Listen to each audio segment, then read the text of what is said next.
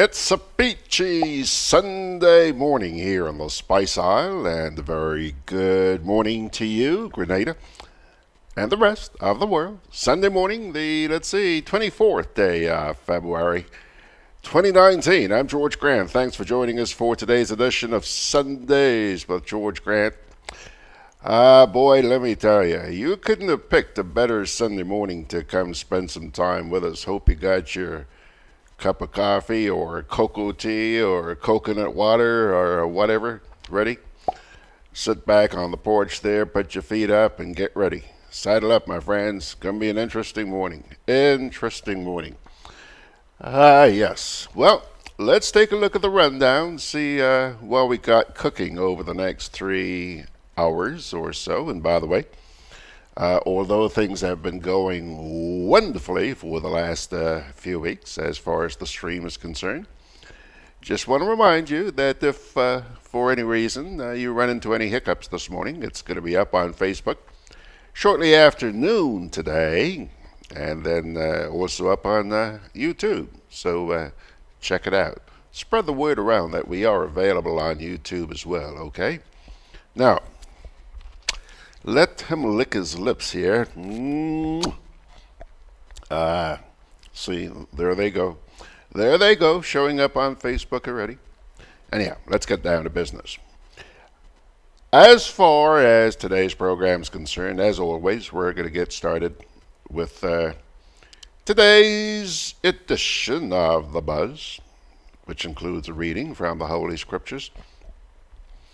Don't think we have anything in the feedback section, and boy, that's just as well, because we got a lot going on here this morning. So we're going to get right into the editorials.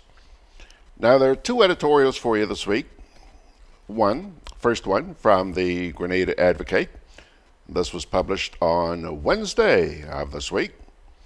It is captioned, "Baffled by ICC rulings."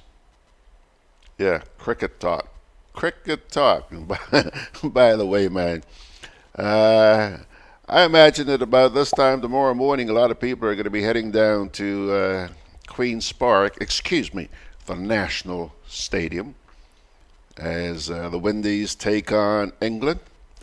And somehow, could be wrong, but I got this gut feeling that a lot of people are going to be turning out for this match. A lot of people.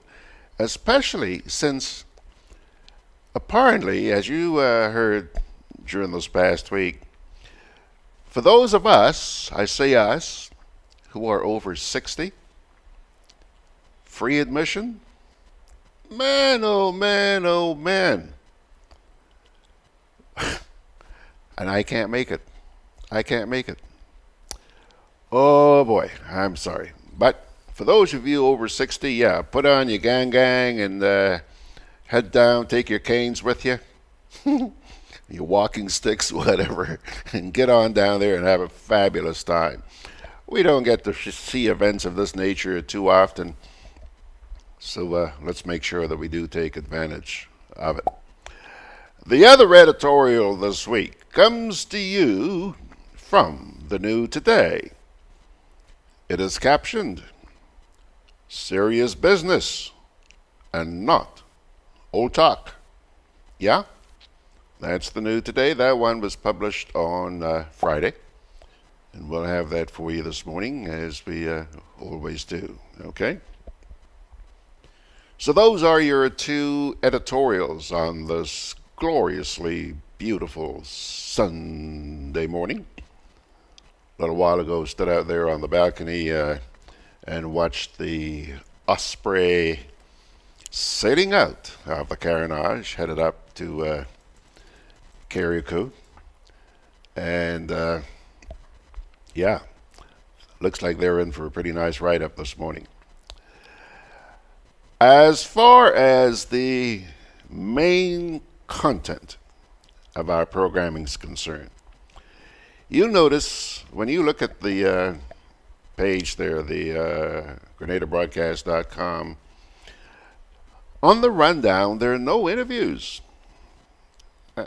Instead, this morning you're faced with not one, not two, not three, but four features. And I'll tell you, folks, if I'm not mistaken, in the 14 plus years that we've been doing this program, it's the first time I have ever put such a rundown up there. Four features. Feature number one. Here's what that's all about. Everybody in Grenada knows about Belmont Estate, all right? That's the eco-tourism project up on the northern end of the island. Well, I received a release this week that they're expanding, and they've now opened up a new gift shop down on the CARENAGE. It's, how should I say it? Do you know a restaurant called Sales? Yeah, well, it's actually a part of that building. As you enter Sales, you can't miss it. Right there on your right part of the building, it's called the Best of Belmont. There isn't a sign up there yet saying the Best of Belmont, but on the door it says open. So that's where you find this restaurant, this gift shop, the Best of Belmont. And they have got a wide array of chocolates. Oh, chocolates to die for.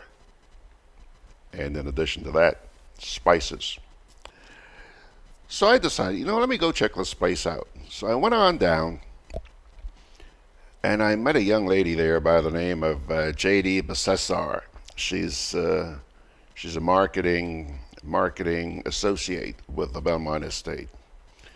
And she took me in and not only showed me a lot of these products, and by the way, it's a beautiful setting, very nicely laid out. Simple, but very nicely laid out. I think you'll enjoy whatever time you spend in there. And she not only showed me the products, the spices and the chocolates and what have you, but she also went on to explain how to use a lot of the spices. And that was very interesting. Very interesting. So obviously, Georgie Porgy had his smartphone with him and, decided, let me capture some of the stuff. And we're going to show you that visit this morning. It's a short piece. It only runs about 7 minutes or so. But I'll tell you, I think you're really, really, really going to enjoy seeing some of the stuff, and you'll learn some stuff as well about, the use of spices. So that's our main feature this morning. Our first feature, I should say, because the truth of the matter is we have four main features. The second one, Rachael Roberts. Rings a bell? Rachael is the president of the Public Workers Union. And as you know, elections, the union will be holding their elections very shortly. Apparently, there are a couple of unions who are going to be holding their elections early in March. And the Public Workers Union is one of them. Well, Rachael came in here yesterday, and we sat down for about 20 minutes. We did not do an interview. It was not a conversation. I said to her, Rachael, the day before, that's Friday afternoon, I had received a phone call from a gentleman by the name of Mr. Brian Grimes. And Brian is the public relations officer with the union. And he wanted to know if I could make some airtime available to him. Not today, but 1 week from today. It's sure. Georgie Porgy has an open door. So I realized, I haven't heard from Brian in quite a while, and I realized that Rachael in here and Brian in here must have something to do with electioneering. So I said to Rachael, I said, you know what, Rach? Instead of me doing an interview with you, how about if I just provided you with 20 minutes of time to make your case? Make your case. Okay? And that's what we did. For 20 minutes, I allowed her to sit here and just tell Grenada why they should vote for her. Okay. And I intend to do the same with Mr. Grimes next Sunday. And Brian is going to be in next Sunday morning, okay? So Rachael gets her 20 minutes today. Brian gets his 20 minutes next Sunday. And I thought, you know what? Whenever there is an election, it's always a good idea, I think, to have candidates appear in public and not just individually. Yes, individually make your case, but also debate each other. In these debates, a lot of things come out. A lot. And I think it's usually a very good educational process for the public. So I thought, let me ask these two folks, Rachael and Brian, whether they would be willing to embark on a debate as well. Rachael agreed, but Brian did not. Sure, she has her reasons for agreeing. He has his reasons for not agreeing to a debate. I thought it would have been nice to have both of them sit here at some point and, talk things out among themselves. I would just be an observer. No. Brian said no, so there's not going to be a debate. Okay? However, this morning you're going to hear Rachael, and next Sunday you're going to hear Brian. All right. That's our second feature this morning. Our third feature, Pilgrims.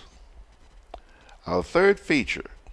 This one took me by surprise a couple of days ago. I received, hold on a sec here, just hold on a sec. Yeah, I received an email from the Government Information Service with an attachment. And that attachment was an address to the nation by the newly appointed Chief Executive Officer of the SpiceMas Corporation. I cannot say that I know this gentleman personally. I can't say that I have met him personally. But his name is Kelvin Jacob. And he delivered a message to the nation, talked about his plans, and not only that, but he's imploring SpiceMas supporters, revelers, to work along with him and try and really bring about some improvement, some change in this annual festival of ours. So the file that I received was simply audio. There was no video to it. So I contacted this gentleman, I sent a WhatsApp to him, and then I eventually spoke with him. And he has provided me with a couple of pictures, which I'm going to run, so you'll get to meet him as well via pictures, not video. We're going to run that for you this morning. And I think it's very interesting. I thought it was also a very novel way. Usually a press release would be sent out saying so-and-so is appointed to this, appointed to that, whatever. But to have an address, I mean, it was like prime ministerial kind of thing, if you know what I mean. Yeah. And I thought, hey, let's run that by the folks this morning. All right? So that's our third feature this morning. Our fourth feature this morning is captioned Two Opposing Perspectives on the Venezuelan Crisis. Yeah. See what's going on down there? What's 120 miles from here? Yeah? Oh boy. Things are heating up.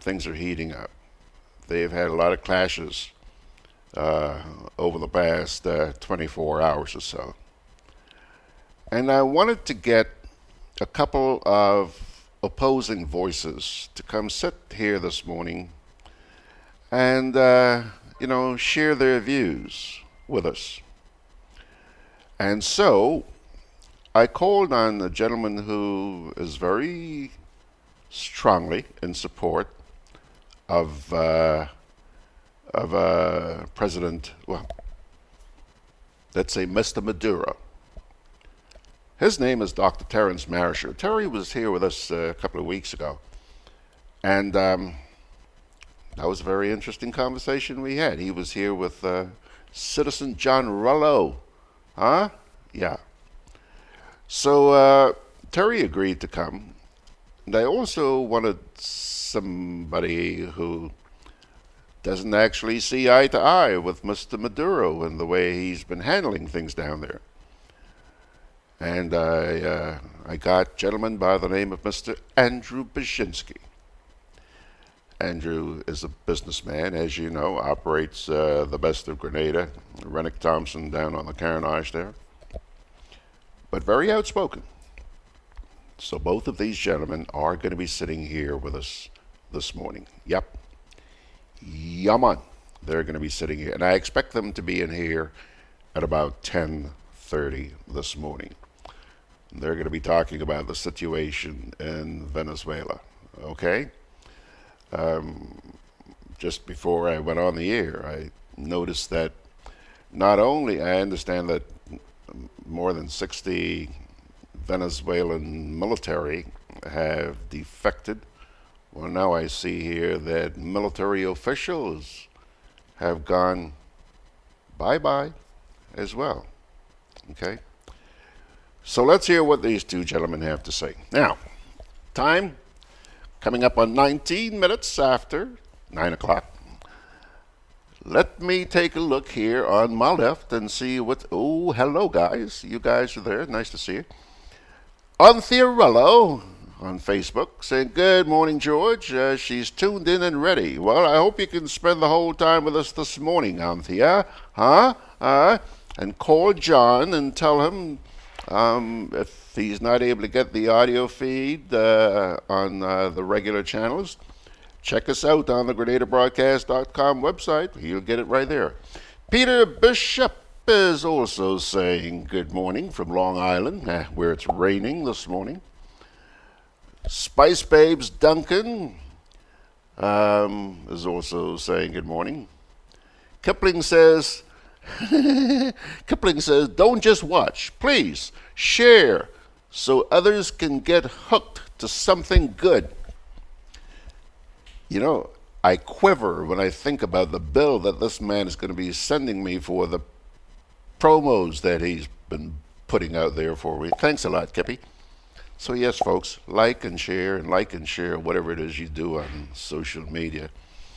Ryan is saying good morning, George, and heart of a friendship.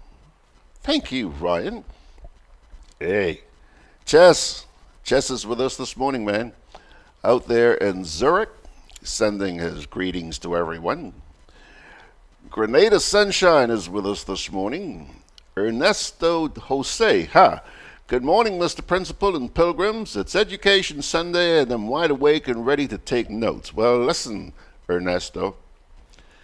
I think you're going to be very happy this morning because, yes, this week I did find some time to get out there. I was just talking about it. Went down to see this new gift shop that's been opened up on the CARENAGE. And so you're going to see a little video there this morning, eh? How about that? Hope you enjoy that. Ernesto says, oh, by the way, Bernard is saying good morning as well, Bernard Gilbert. Ernesto Jose says, I think a healthy debate will be beneficial to the union members. And a matter of fact, great for Grenada. And will also be an example for politicians who are interested in running for office. Unfortunately, that's a brilliant idea, Ernesto. You're right on. But last few elections, I don't think we've had the leaders debate. Huh? And I think that's shameful.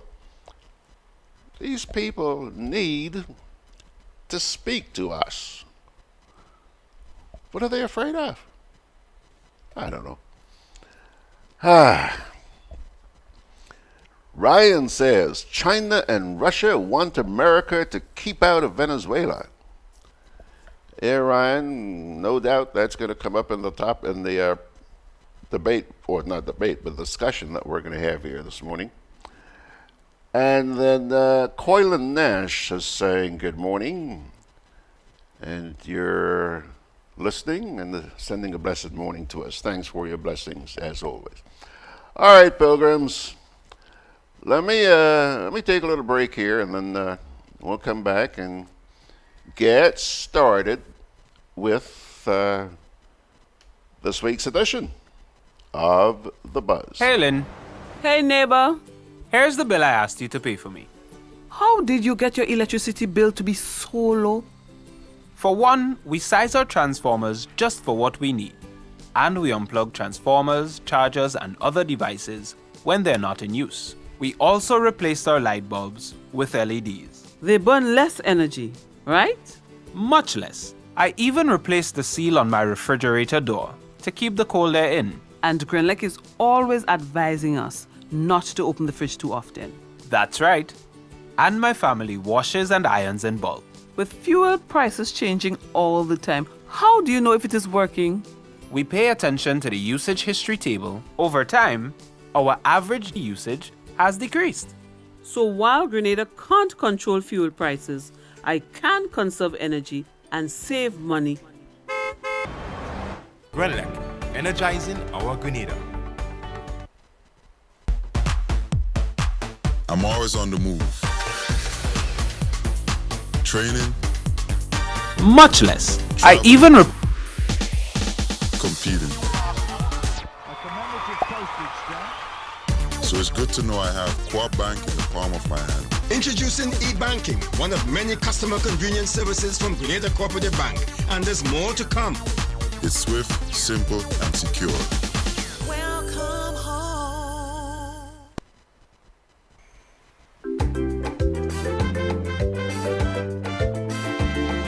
Grenadian General Insurance Company, strength and stability. Grenadian General Insurance Company, tell your friends, tell your family. We cover householders comprehensive, motor and even fire too. Contractors all risk burglary, public liability, professional indemnity, directors liability, and wait, we still have more. Come and find out more what you're waiting for. We are located on Scott Street, St. George's. For more information, call 440-2434. Tell everybody. Okie dokie, folks. It's now, let's see here, 24 minutes after the hour. Let's get into this week's edition of The Buzz. And as we do every Sunday morning on this program, we begin with a reading, short reading from the Holy Scriptures. Today we turn to the second book of Timothy, chapter 3, verses 1 to 5, where it says, but mark this, there will be terrible times in the last days. People will be lovers of themselves, lovers of money, boastful, proud, abusive, disobedient to their parents, ungrateful, unholy, without love, unforgiving, slanderous, without self-control, brutal, not lovers of the good, treacherous, rash, conceited, lovers of pleasure rather than lovers of God, having a form of godliness but denying its power. Have nothing to do with such people. Folks, that reading from the second book of Timothy, chapter 3, verses 1 to 5. All right? That's going to take care of our first scripture reading today. Not only that, it's going to take care of today's edition of The Buzz. So, having done that, it's now 27 minutes after the hour, and we're going to take another quick little break here, and we'll come back and get started with our two editorials. The first one on cricket in just a wee bit. Together with you, our customers, we energize our community. Together with you, we energize our economy. We are working together to give our nation a better tomorrow. With you, we energize our future. Together, we energize our nation. Thank you for partnering with us as we energize our Spicear. Redleg, energizing our Grenada. Juve chocolates, cocoa nibs, and cocoa balls from Diamond Estate Grenada are now available at Amazon.com, Amazon.ca, Amazon.co.uk, and GrenadaMarket.com. Try the sensational touch of nutmeg and a touch of ginger chocolates, 75% dark and rich, 100% pure cocoa, and their 60% dark and sweet chocolate bars today. Amazon Prime members enjoy free shipping on these orders in the USA, Canada, and Europe. GrenadaMarket.com. When you can't come to the island, the products of the island will come to you.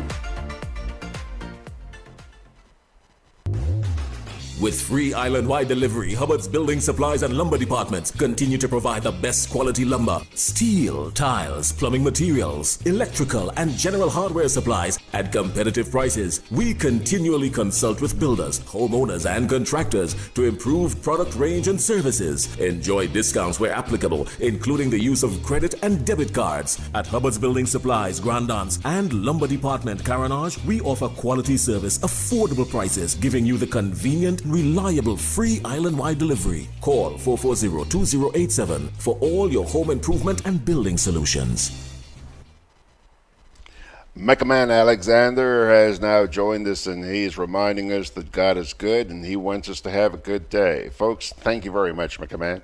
Folks, let's get into, let me saddle up here. Let's get into the first of our two editorials today. And it comes to you from the Grenada Advocate. It is captioned, "Baffled by Recent ICC Rulings." The International Cricket Council is tasked with protecting the virtue of the game of cricket, its code of conduct and spirit. From time to time, that means disobedient players will find themselves running afoul of the law.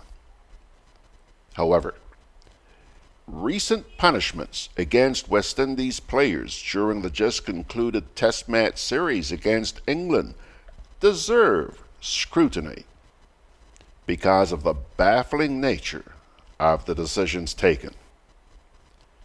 As more details emerge about the incident between Shannon Gabriel and Joe Root's encounter in St. Lucia, it leaves one more puzzled than enlightened.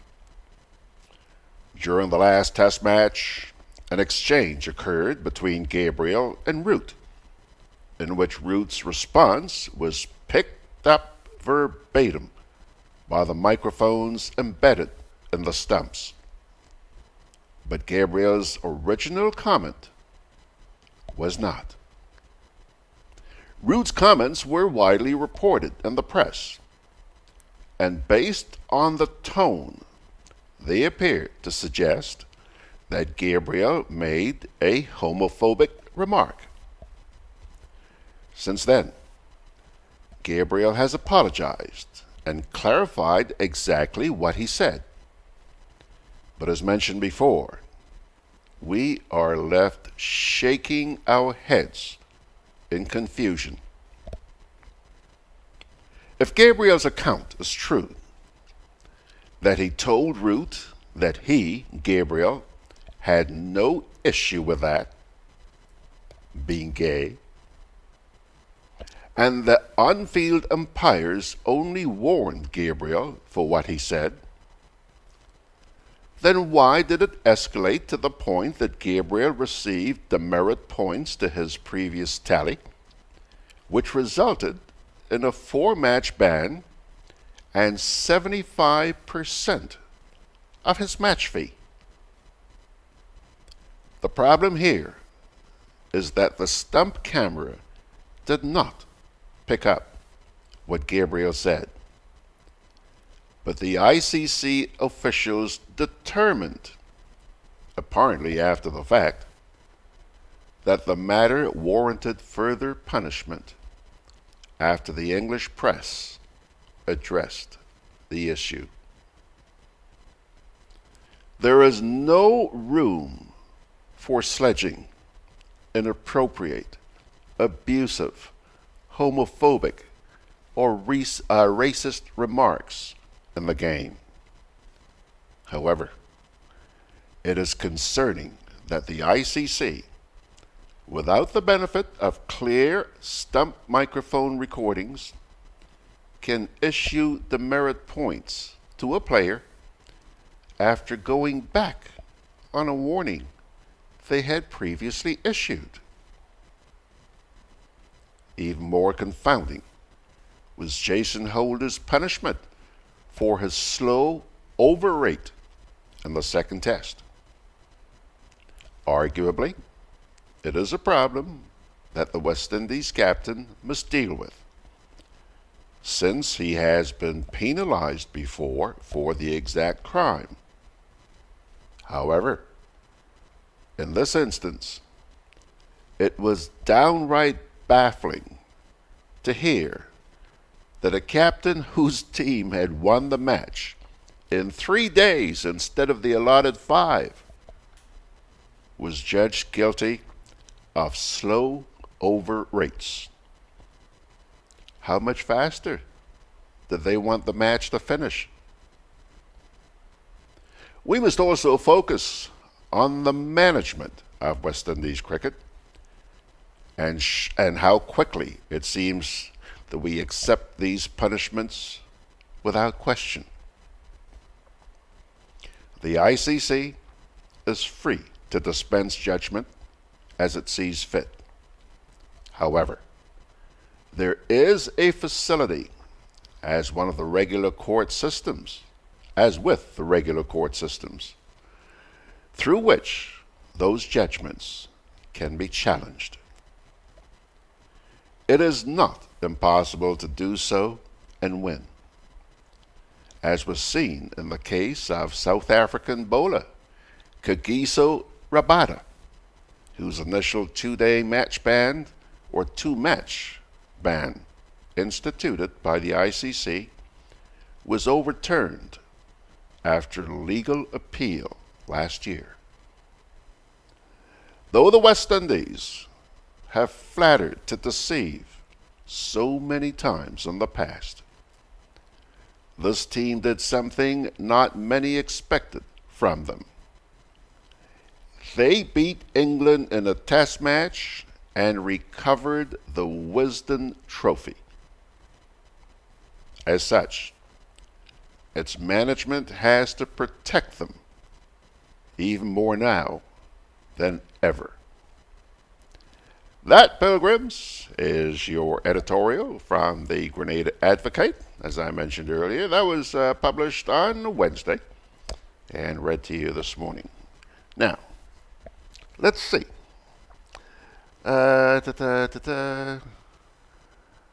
Lincoln Roberts is sending a blessed, beautiful day to everyone, and Oswin Lewis has also joined us. Boy, you guys are just showering blessings on us this morning. Ain't we lucky? Thank you, Lord. You guys are good. So, let's take another break here, and we'll come back. It's 9:36. Yeah, we'll come back with the editorial from the New Today right after this.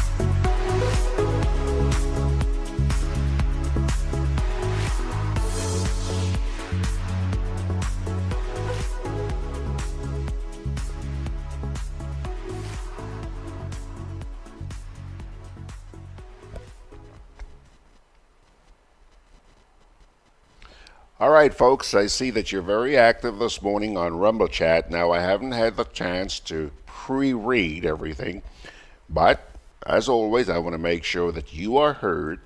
So I'm going to go there, and I hope you've taken your time and let your fingers do the walking properly, okay? First of all, Kipling, no, hold on. Good morning, Grenada says, today, Saturday the 23rd, is the biggest international chocolate festival in Amsterdam. Yay! Chocolate.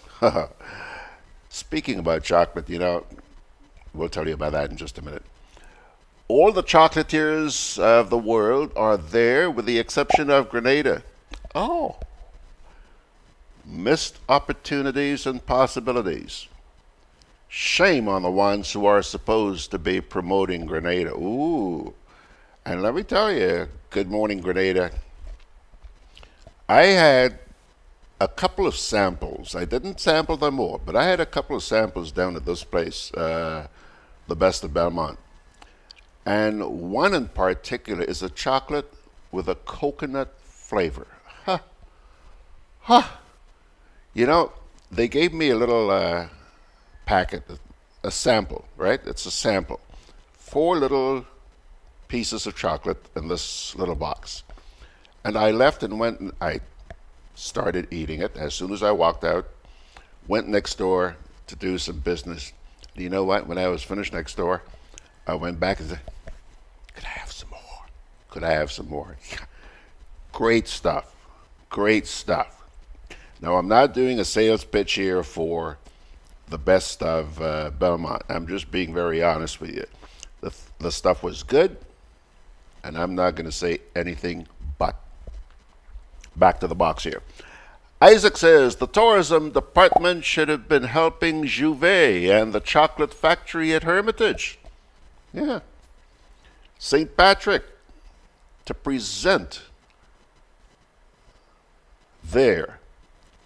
But sad to say, our government has been too busy signing our heritage to all and sundry foreign investors and granting citizenship of our country, granting citizenship of our very high and demand passports to them and their families. Grenadians at home and abroad, please make your claim to your heritage before it is all sold to China and Russia, Turkey, Egypt, and others. We need town hall meetings with our PM to find out what he has sold and what else is on his list. Okay. Then he goes on to say, never mind, OP. Moving on. Jaban says, good morning, George and class. And this, by the way, is on Rumble Chat. Kipling Francis says, good morning, Mr. Grant and Chester. God's blessing to all. It is just me listening to some ministers and some senators trying to understand what they are saying. Reminds me of trying to tell the time from a wall clock with no hums. Just numbers. God help me. I'm trying, but you guys are making it really difficult. Good morning, Grenada says, good morning, beautiful people of Grenada, and a special good morning to my Talawa George. Talawa George? Woo! I thought my nickname was Geo Bear, but Talawa George? Well, thank you very much. Good morning, Grenada. Who are you? I'm curious. Chester is saying good morning. And rest in peace, Brother Lambert. Chester, thanks for reminding me of that. I guess many of you have probably heard by now that we lost a very dear friend yesterday. Gentleman by the name of Lawrence Lambert, whom I attended presentation college with many, many moons ago. He was also one of the owners and the manager of the Flamboyant Hotel here in Grenada. Well, apparently he passed away. And it seemed to have been something very sudden because I've received WhatsApps from a couple of people who said that they saw him recently and he was fine, you know.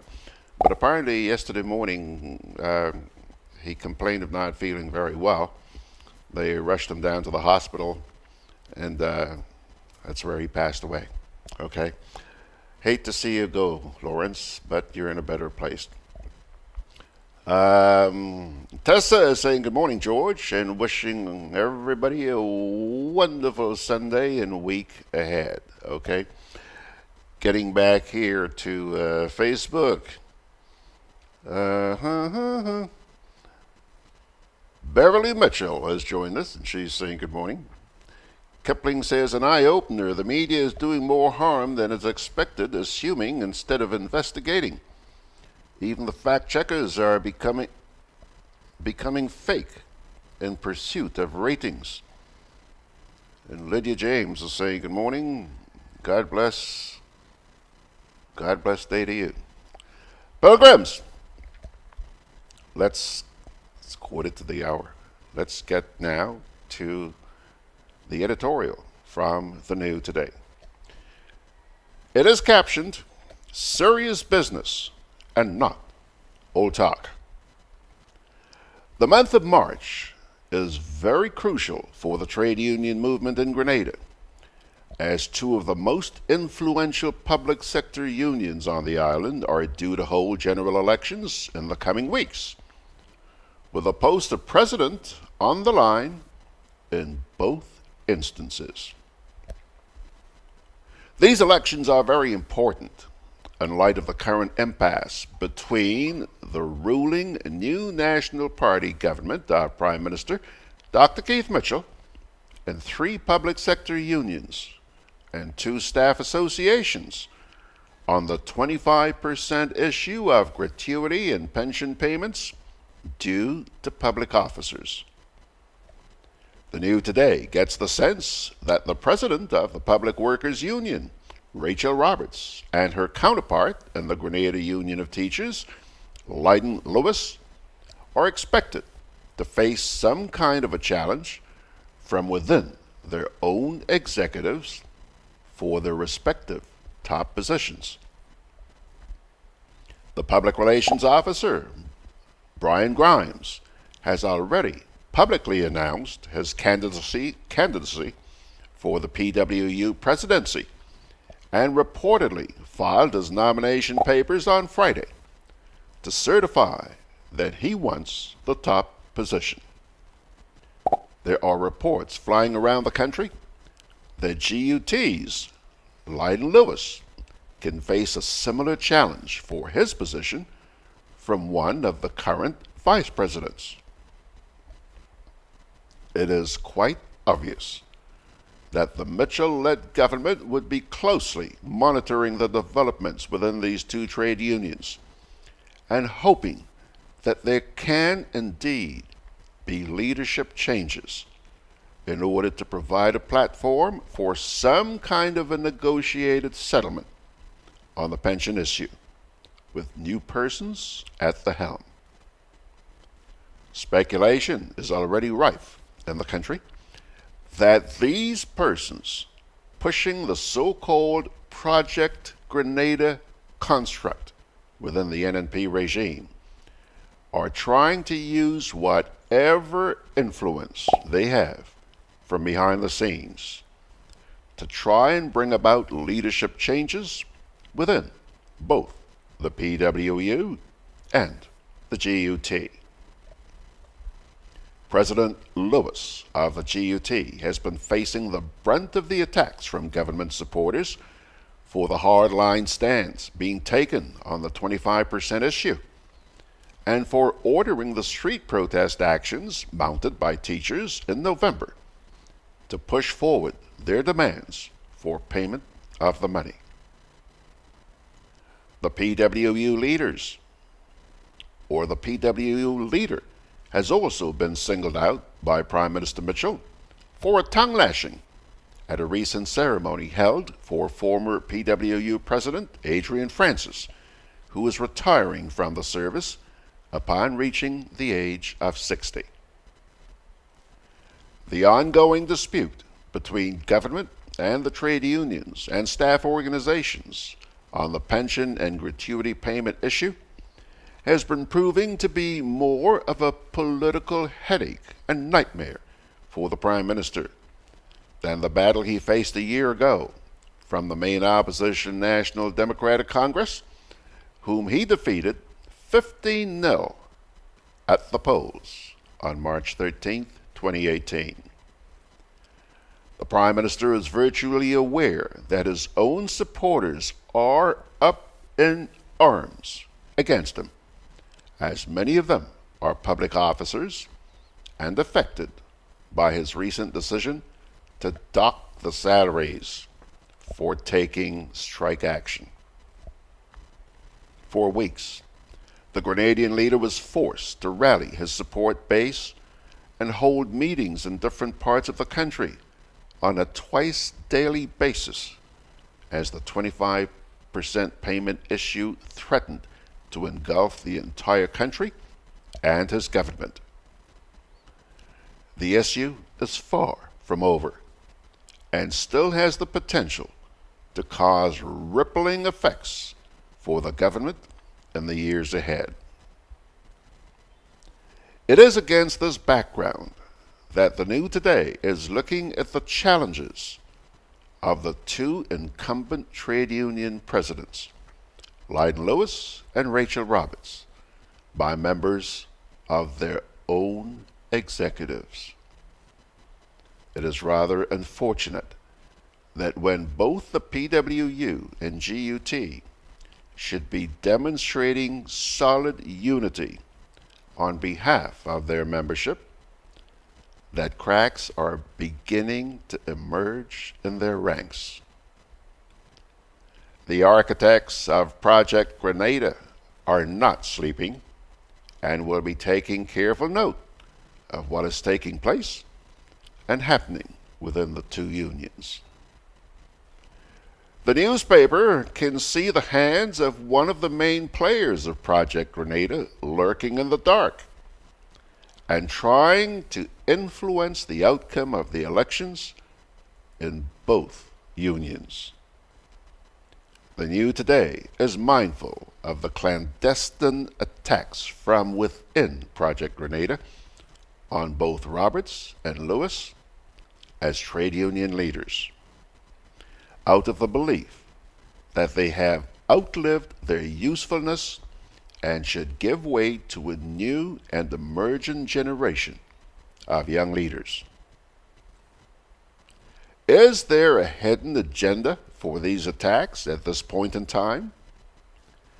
Why were these statements not made in February 2018, less than 2 weeks before the March 13th poll, when the leaders of PWU and GUT joined with others and signed on to the Memorandum of Understanding on the pension and gratuity issue that virtually sealed the election victory for the NNP?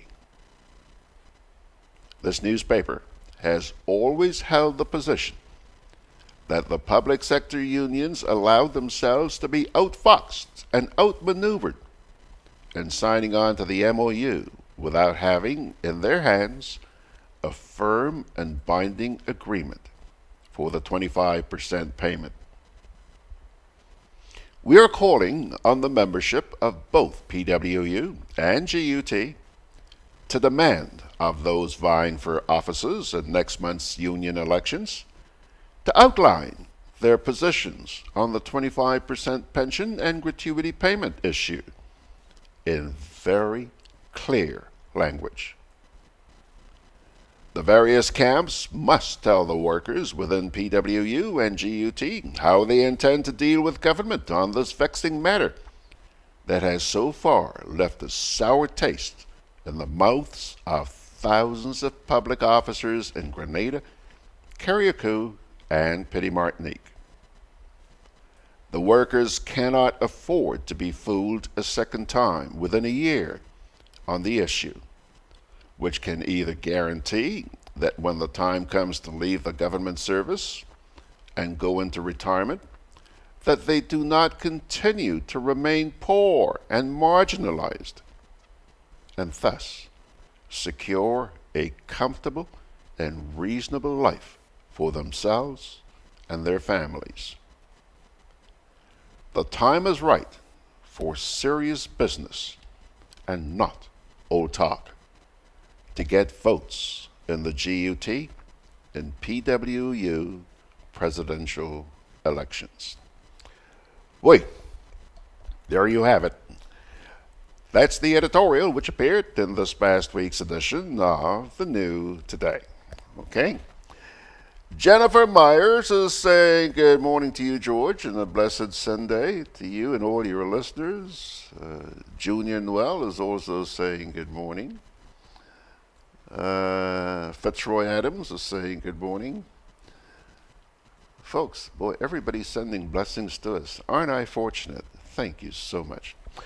Pilgrims, it's now Let me check this. I got so many clocks there. One there, one here. Let's go with a one here. It's now 5 minutes away from the hour. Let's take another break here, and then we'll come back. I'm going to make Ernesto Jose happy this morning because we were out on the streets this past week and got some footage for you. Hang in there, boy. Hey, Lynn. Hey, neighbor. Here's the bill I asked you to pay for me. How did you get your electricity bill to be so low? For one, we size our transformers just for what we need. And we unplug transformers, chargers, and other devices when they're not in use. We also replaced our light bulbs with LEDs. They burn less energy, right?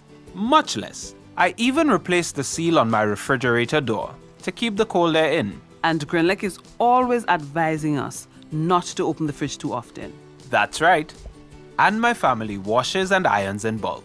With fuel prices changing all the time, how do you know if it is working? We pay attention to the usage history table. Over time, our average usage has decreased. So while GRENADA can't control fuel prices, I can conserve energy and save money. GRENADA, energizing our Grenada. I'm always on the move. Training, traveling, competing. So it's good to know I have Quad Bank in the palm of my hand. Introducing e-banking, one of many customer convenience services from Grenada Cooperative Bank, and there's more to come. It's swift, simple, and secure. Welcome home.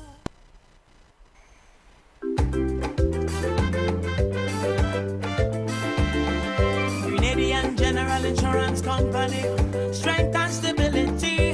Grenadian General Insurance Company, tell your friends, tell your family. We cover householders comprehensive, motor and even fire too. Contractors all risk burglary, public liability, professional indemnity, directors liability, and wait, we still have more. Come and find out more what you're waiting for. We are located on Scott Street, St. George's. For more information, call 440-2434. Tell everybody. Alrighty, folks. Alrighty. I think that's it here. We've now been joined on Rumble Chat by We Will Rise and also Jackie. Good morning to y'all. Folks, the agri-tourism operation in the north of the island, Belmont Estate, has recently opened a specialty gift shop, and that's down on the CARENAGE, right alongside the Sales Restaurant and Bar. That's in the area of the CARENAGE where you'll find the WASA's office. I learned about it this week and decided to go take a peek. I was glad that I did. If you are a chocolate lover, it's a must-visit place.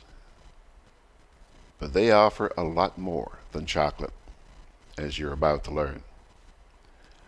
Attractively packaged and in a very pleasant environment. I spoke with a very congenial young lady by the name of Jayde Bissessar. She's a marketing associate with Belmont Estate. And she provided me with a tour, a mini tour of this gift shop. But better yet, I learned how to use various spices. Take a look. You can actually taste those chocolates while you're watching. Hello everyone, my name is Jayde Bissessar and I'm the Marketing Associate at Belmont Estate. Belmont Estate is located in Belmont, St. Patrick, and it's the Caribbean's finest agri-tourism destination. Belmont Estate is a working plantation that's approximately 300 acres large, and there we mass produce in cocoa, nutmeg, fruit trees, and ground provisions. We also have a chocolate factory that's brand new, state-of-the-art, where we specialize in dark chocolates as well as milk chocolates. We experiment with lots of different flavors as well. Belmont Estate has a lovely relationship with Sales Restaurant and Bar, and as soon as we heard a space was available right next to it, we thought, why not grab the opportunity to open a gift shop right here in St. George's. It's central, and we would love to give others the opportunity to purchase healthy organic products made right here in Grenada. So here we have our roasted organic cocoa nibs. We do 2 different sizes at the moment, an 8 ounce and a 4 ounce. And organic cocoa nibs is very healthy for you. You can use it in your salads, you can use it as topping of your ice cream, you can make shakes with it as well, or you can eat it like that just as a snack. It's a lovely substitute for nuts. It has lots of flavonoids and antioxidants within it, and it's a natural mood enhancer. It gives you lots of energy. Here we have our collection of 4 of chocolates. This was specially done for Valentine's Day. As you can see, the band here, it says Happy Valentine's Day, made with love just for you, and the Belmont Estate logo right here. We left our collection of 4 boxes simple as this so that you can customize your own band if you wish to. So if you want to send a box of chocolates to someone, you can say from Tom to Jane, you know, with love, happy birthday, whatever you decide, we can do that for you. Here we have a nutmeg syrup, of course. It's great on pancakes and waffles, and if you're, you know, experimental, you can use it in your drinks as well. Just pour it on some ice and water, and it's absolutely delicious. This is just some of our value-added line. Here we have damson stew, golden apple cachilla, and tamarind pickle.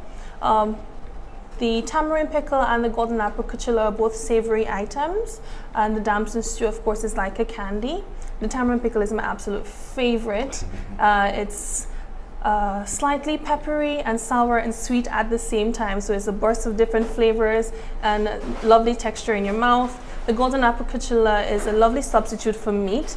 You can have it with crackers, you can have it with rice, you can put it on your burgers, you name it.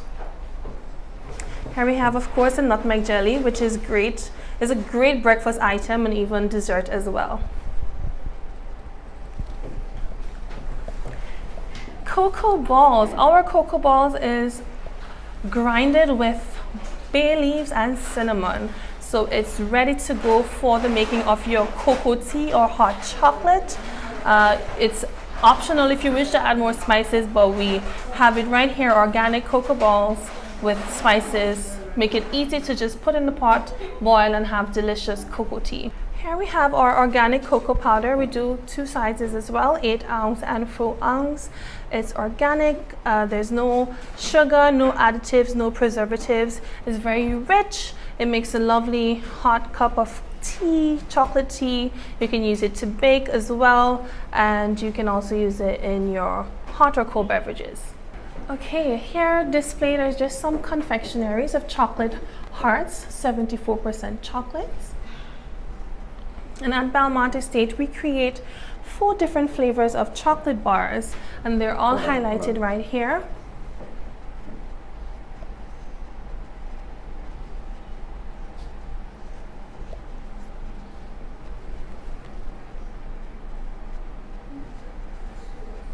So the color of the band on the collection of 4 represents what's on the inside. The gray represents dark chocolate, the yellow, milk, red, pure Grenada, and blue, sea salt. Each chocolate bar is positioned as a souvenir item of Grenada. The sea salt has a lovely photo of beach in Duquesne. This right here, the milk chocolate. I always ask people, what do you think this is? What flower do you think this is? And they assume that it's an orchid, but this is actually a picture of a cocoa flower. Oh, okay. Yes, it is. Picture of the cocoa flower. Of course, pure Grenada is one of our top sellers. Of course, it's infused with cinnamon, ginger, nutmeg, and mace. It's a 60% organic milk chocolate.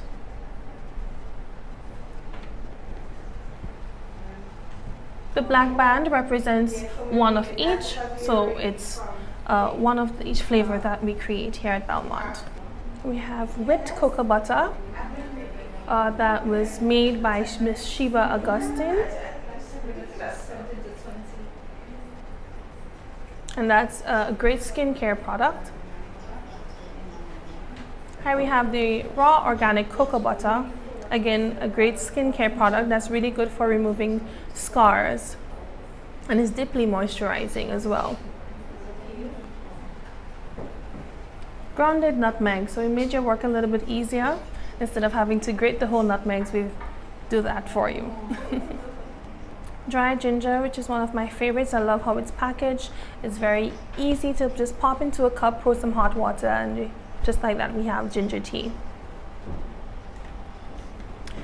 We have whole mace and grounded mace.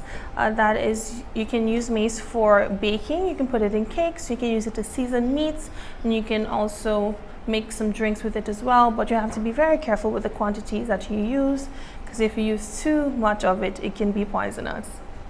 Ground ginger, which can be used for baking, and any other thing that you can be creative with. Cinnamon sticks for your teas, for your baking, for your drinks. Okay. The ground mace. Cocoa is known as the food of the gods, and so why not, paint them gold to represent that? I'll look into the packaging. Well, the packaging opens up just like this. There's a lovely personalized message here from the managing director, Ms. Shadell Compton, and of course the chocolate is wrapped in gold foil, just like Willy Wonka and the golden ticket. I told you, didn't I? Yeah. I don't usually go out and buy chocolates a lot, but they may have changed my mind. And you know what? If you take a look on on Facebook, Ryan is saying, yummy! Yeah, you could actually taste it, through your computer. And Grenada Sunshine is saying, yes! Got to get me some of that stuff. Pilgrims, I'm going to take another little break here, and then we'll come back with Rachael Roberts. Together with you, our customers, we energize our community. Together with you, we energize our economy. We are working together to give our nation a better tomorrow. With you, we energize our future. Together, we energize our nation. Thank you for partnering with us as we energize our SpiceMas. GRENADA, energizing our Grenada. Juve chocolates, cocoa nibs, and cocoa balls from Diamond Estate Grenada are now available at Amazon.com, Amazon.ca, Amazon.co.uk, and GrenadaMarket.com. Try the sensational touch of nutmeg and a touch of ginger chocolates, 75% dark and rich, 100% pure cocoa, and their 60% dark and sweet chocolate bars today. Amazon Prime members enjoy free shipping on these orders in the USA, Canada, and Europe. GrenadaMarket.com. When you can't come to the island, the products of the island will come to you.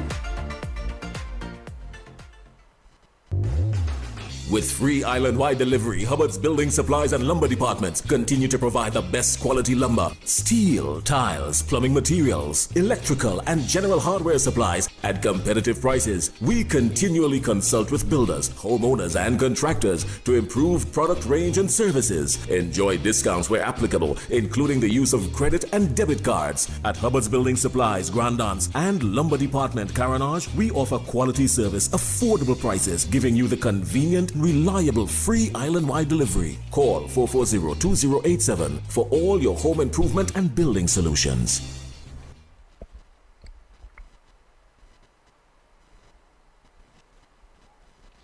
Folks, I see that I'm already slipping a little bit behind time here, so let's try and hurry things up a little bit. Yesterday afternoon, I sat with Rachael Roberts for about 20 minutes and gave her an opportunity to make her case. She's going to be facing some competition in the upcoming election for the presidency of the Public Workers Union. That election is scheduled for, I think, around the 10th of March. And I'd like you to spend the next 20 minutes or so listening to her as she passionately outlined the reasons why she believes she should continue as president of the Public Workers Union. Good morning to all persons who are listening, all persons who are viewing online. My name is Rachael Roberts, the president of the Public Workers Union, and I'm going to be vying to be re-elected again to the post of president, Public Workers Union, come March 8, 2018. And in that regard, I want to just solicit and to humbly ask for the votes of persons within the membership of the Public Workers Union, all officers within the Public Workers Union, to vote for me, as I believe that I bring what it takes to be able to lead the Public Workers Union, that I have the integrity, that I have the honesty, that I have the passion, and that I am committed and selfless to serving the members of the Public Workers Union, as I have demonstrated before, that you are important, you are valuable, and that you must receive the best service possible from persons serving you. I do not profess to be a perfect individual. I do not profess that I have all the skills and all the knowledge to serve you, but I can tell you that I have been there and I have done that. I have demonstrated that I have the capacity and the ability to do what it takes. I want to let you know that I am able, I am a believable person, I am authentic, I speak truthfully, and I am connected. I have the resources, to the necessary connection and resources to support the workers of the Public Workers Union in being able to achieve their best interests. You can depend on me to be able to serve you and to represent you well. And as I normally say in trade unionism, it is about all of us. The union is not one person, the union is not the president, the union is not the executive, but the union is all its members. The collective force of all members make up the Public Workers Union. Members are the union. We take our directives from you, the members. And when you say go, we go. And I want to let you know that what is very important to me at this time is to ensure that you receive your pension, your constitutional pension that guarantees you a 25% gratuity. And something just crossed my mind here, and I think I really want to speak and to speak honestly with you public officers, and to let you know that as a union and in my leadership under the Public Workers Union, it has not always been an easy road. I have had tremendous challenges leading you over the past 2 years. And sometimes as leaders, we have to be professional, we have to be diplomatic in what we do, in what we say, and in how we conduct ourselves. And it is not always that we have the ability to come to you and to really speak out and to really speak the truth to you as to sometimes what is really happening. And as one member within my executive normally say, sometimes deep within your spirit, within your soul, you have that calling to actually speak the truth and to let persons know what is happening within the administration of the Public Workers Union and how things are going. And I want to start by letting you know the challenges and the difficulties I had as it relates to your 25% pension and gratuity. I recall that we had to sign an MOU. And sitting in the meeting that determined whether or not the Public Workers Union took that decision to go forward and sign that MOU, as your president, I took the decision that no, I am not going to sign a document without the commitment and without the buy-in and the support and the knowledge and the backing of my membership. And I was met with great resistance from within the ranks of my executive. And it was a very sad, troubling situation for me at that time. And to come to you members, I recall I had to do my own thing. I had to make the decision that yes, I am coming to the members, whether the executive was in support or not. And members, I want to let you know that when I took that decision, I was told that I am a president who do not listen. I am a president who do my own thing. I am a president who does not respect the views of her executive. However, members, I want to say to you that your interest at that time was more important to me than anything. Because at that time, I felt that pension and gratuity was something that was too serious for a president to take on her own and decide that she's going to sign a document that said your pension and gratuity would be a certain amount. And mind you, it was the Public Workers Union who fought hard on the table to say, listen, we are not going to accept just the ordinary pension. If we have to go with the NIS and the government pension as a combined force. And we said, no, we are only going to accept something more than the 66 and 2/3, 67.5%. And then it was agreed, oh, we would raise it to 70%. And I said, we have to go to our membership to be able to agree to sign that document. And it was a warfare. Because I was criticized, I was condemned. When I called that meeting for members to turn up, it was mutiny on my hands at the day of the meeting. And I really want to let members know that I stood tall, I stood strong in the face of all of that and consulted with the membership to get you on board and not doing my own thing, not listening. I listened to the voices of my members. I listened to the voices of you, the union.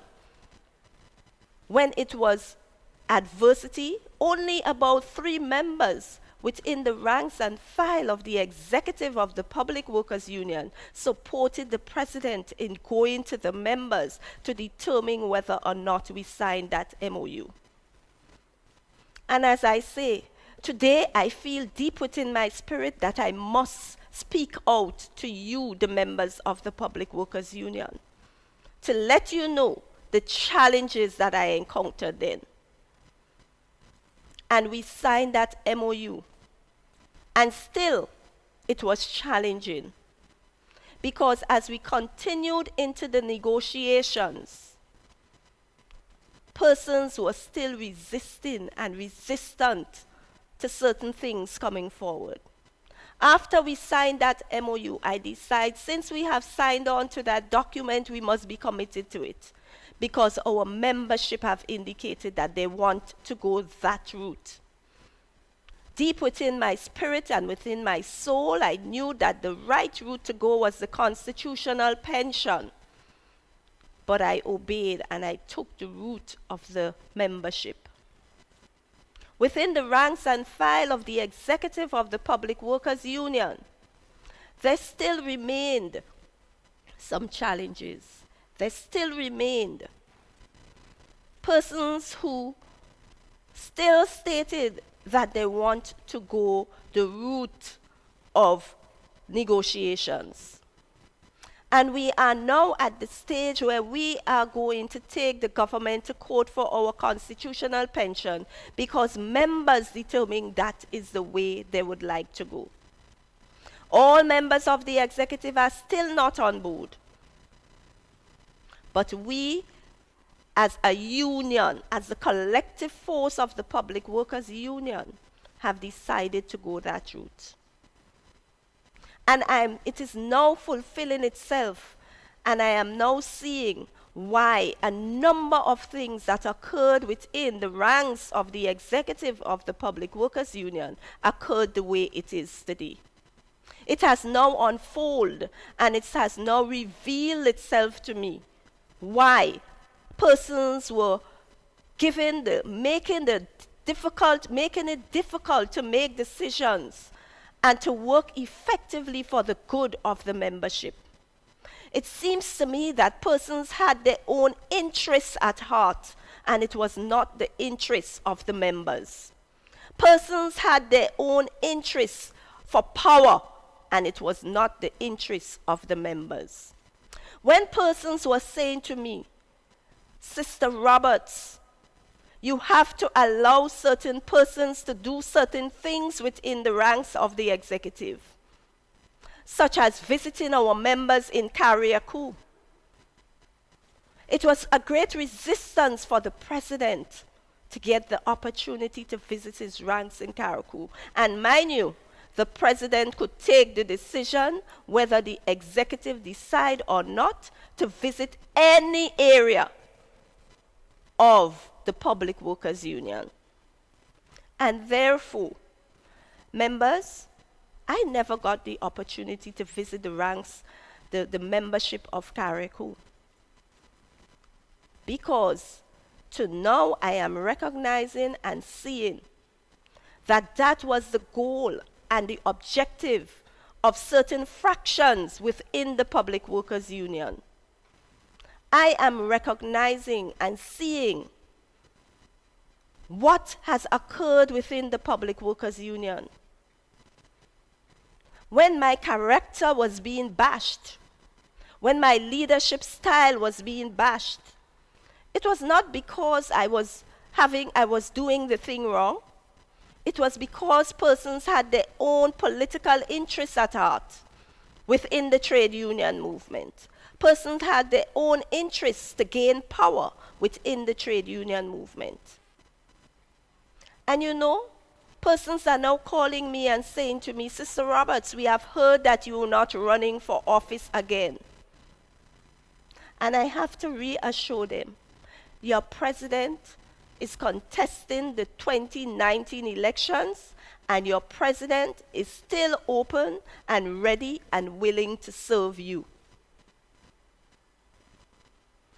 As the president of the Public Workers Union, I believe in the issues that are affecting the membership. I believe in the things that are important to trade unionism and things that we would have to do that would make a difference in the lives of the public worker.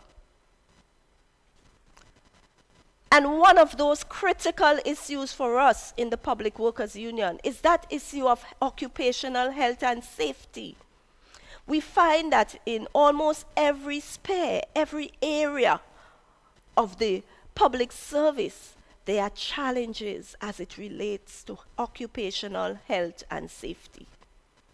And I just want to say to the membership, those at the ministerial complex, we are going to continue that struggle to ensure that the rest of the building is properly equipped and outfitted for your health and safety, so that you can have the environment that is conducive to you producing and to you working in a comfortable environment.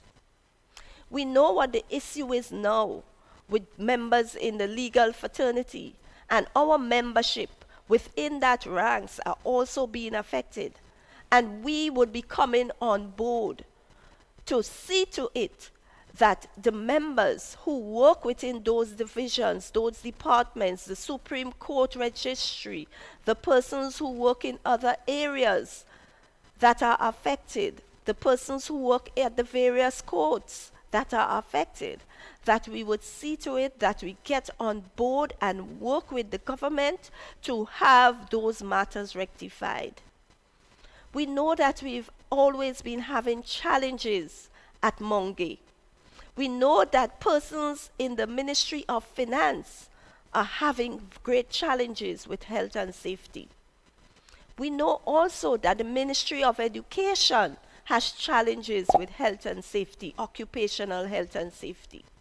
It is not all perfect in those areas, and there are many other areas. NAWASA was resolved to some level, But we know that that is not the final fix to the problem. And we are looking forward to hearing the management of NAWASA say to us that the building to house NAWASA would be started very soon. Because we know that the problem is not all fixed, and we want a permanent solution to the issue. In addition to this, we know that contract work, indecent work, is something that is plaguing us in the public service. Our membership are only receiving contract employment, and in some instances, many of them are on employment that does not afford them the ability to gain economic development. Many cannot go to the bank and get a loan. Many cannot build a house. Many cannot have what they need to grow and develop in society. And we want to say to them, we want you to know that the Public Workers Union is interested in you. We are not perfect. And I want to say to you, we know that we have failed when it comes to our fringe benefit, and we would strive to do better. As the president, I would strive to do better, to lead that process in a more strategic manner, in a more focused and scientific manner.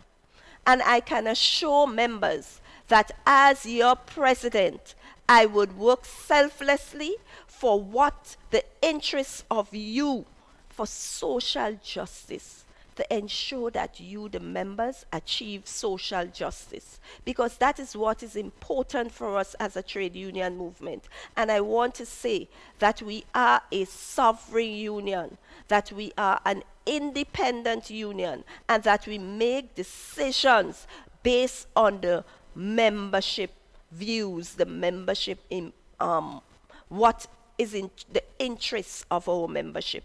So I ask you, humbly ask my membership to vote for me on March 8, 2019. And I can assure you that I would continue that fight for your constitutional pension, that I would ensure that I work diligently, that I respect your views and your opinions, and that I do what is necessary to serve you and to serve you to my best, to the best of my ability.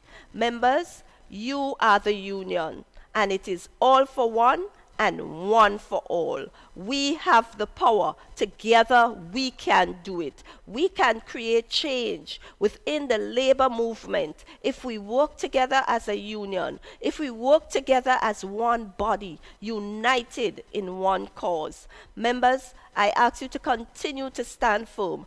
Education and training is important. Orientation for our members is important, so that we are able to build union power, so that you members have what it takes to become militant and to be able to stand tall and to be able to stand up in any struggle that we have. I don't discriminate when I serve my members. I serve all members, whether it is green, whether it is yellow, whether it is blue, despite your political orientation, despite your personal orientation, despite your religious orientation, despite your profession.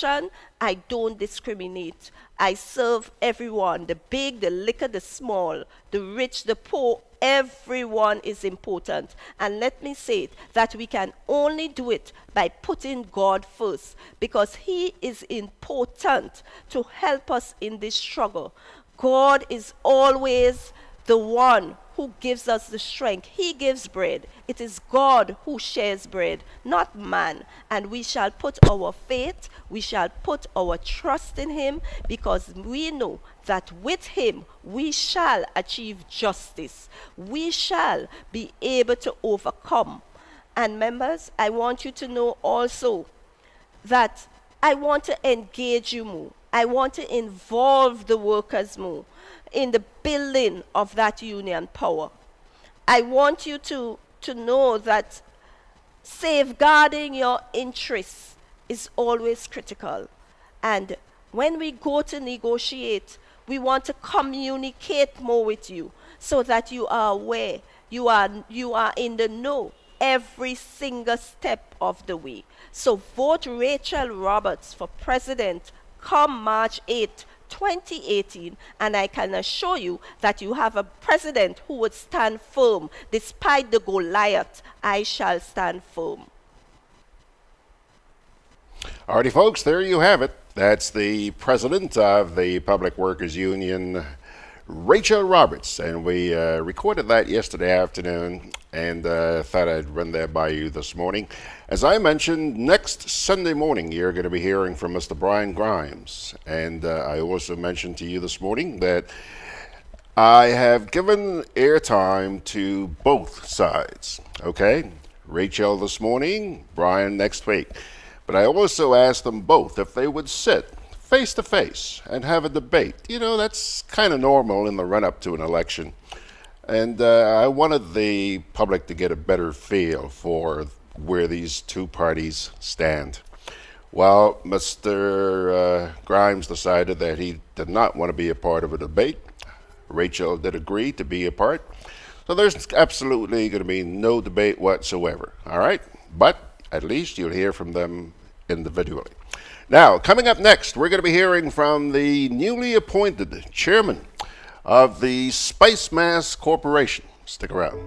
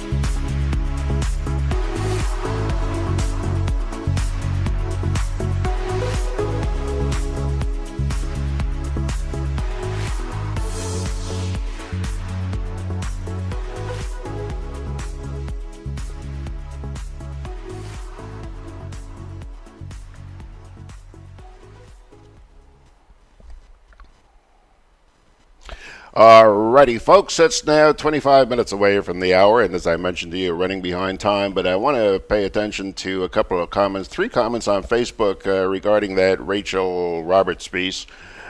Ryan Jabon out there in Orlando, Florida says, a very members-centered union president. Okay, Ryan. Mickaman Alexander says, women power all the way, Grenada. We need caring mothers, teachers, leaders, and the likes. To me, now is not the time to change leaders of those unions, but I stand to be corrected. And Peter Bishop says, no debate. How sad. Folks, one quick little break here, and then take a look. First of all, let me show you this. See this guy in red there? That's Mr. Terry Marryshow. And then I'm not sure what this one is. That purple? He's not even sure what color it is he's wearing this one. Excuse me, fuchsia. That one's not in my vocabulary, eh? Anyway, so yes, let's take a little break here, and then we'll come back with Alan and Terry. Andrew. Grenadian General Insurance Company, strength and stability. Grenadian General Insurance Company, tell your friends, tell your family. We cover householders comprehensive, motor and even fire too. Contractors all risk burglary, public liability, professional indemnity, directors liability, and wait, we still have more. Come and find out more what you're waiting for. We are located on Scott Street, St. George's. For more information, call 440-2434. Tell everybody. I'm always on the move. Training, traveling, competing. So it's good to know I have Quad Bank in the palm of my hand. Introducing e-banking, one of many customer convenience services from Grenada Cooperative Bank. And there's more to come. It's swift, simple, and secure. Welcome home.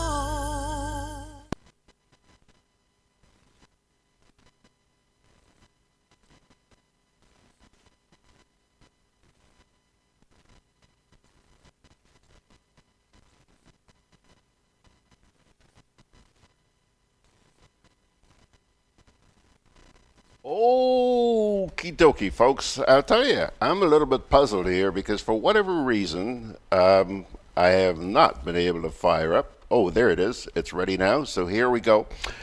SpiceMas Corporation has a new chief executive officer, and he's made a very passionate, albeit flamboyant, entry. An address was circulated on his behalf by the GIS on Friday, and I'd like to share that with you this morning. He's promised to visit me before the carnival season, and I look forward to meeting him. Can't say that I know the gentleman personally, but I'm looking forward to meeting him. Here is the new Chief Executive Officer of the SpiceMas Corporation, Mr. Kelvin Jacob. Fellow Grenadians, now that the suspense of who will be the next CEO of SpiceMas Corporation is over, the questions most prominent on the minds of carnival enthusiasts are who exactly is Kelvin Jacob, and what are his plans to make carnival bigger and better? First things first, I am a teacher by profession and a culture enthusiast by nature and training. I hold a master's degree in carnival studies from the University of Trinidad and Tobago, a bachelor's degree in business administration from St. George's University, and a certificate in education from the University of the West Indies. I have been an educator for 28 years, having begun my career at my alma mater, St. Joseph's Roman Catholic School in Pomrose. I then moved on to Presentation Brothers College, where I held positions as head of the business department and vice principal. With such a long and fulfilling career in teaching, there was much deliberation about leaving the fraternity and taking up the position of SpiceMas CEO.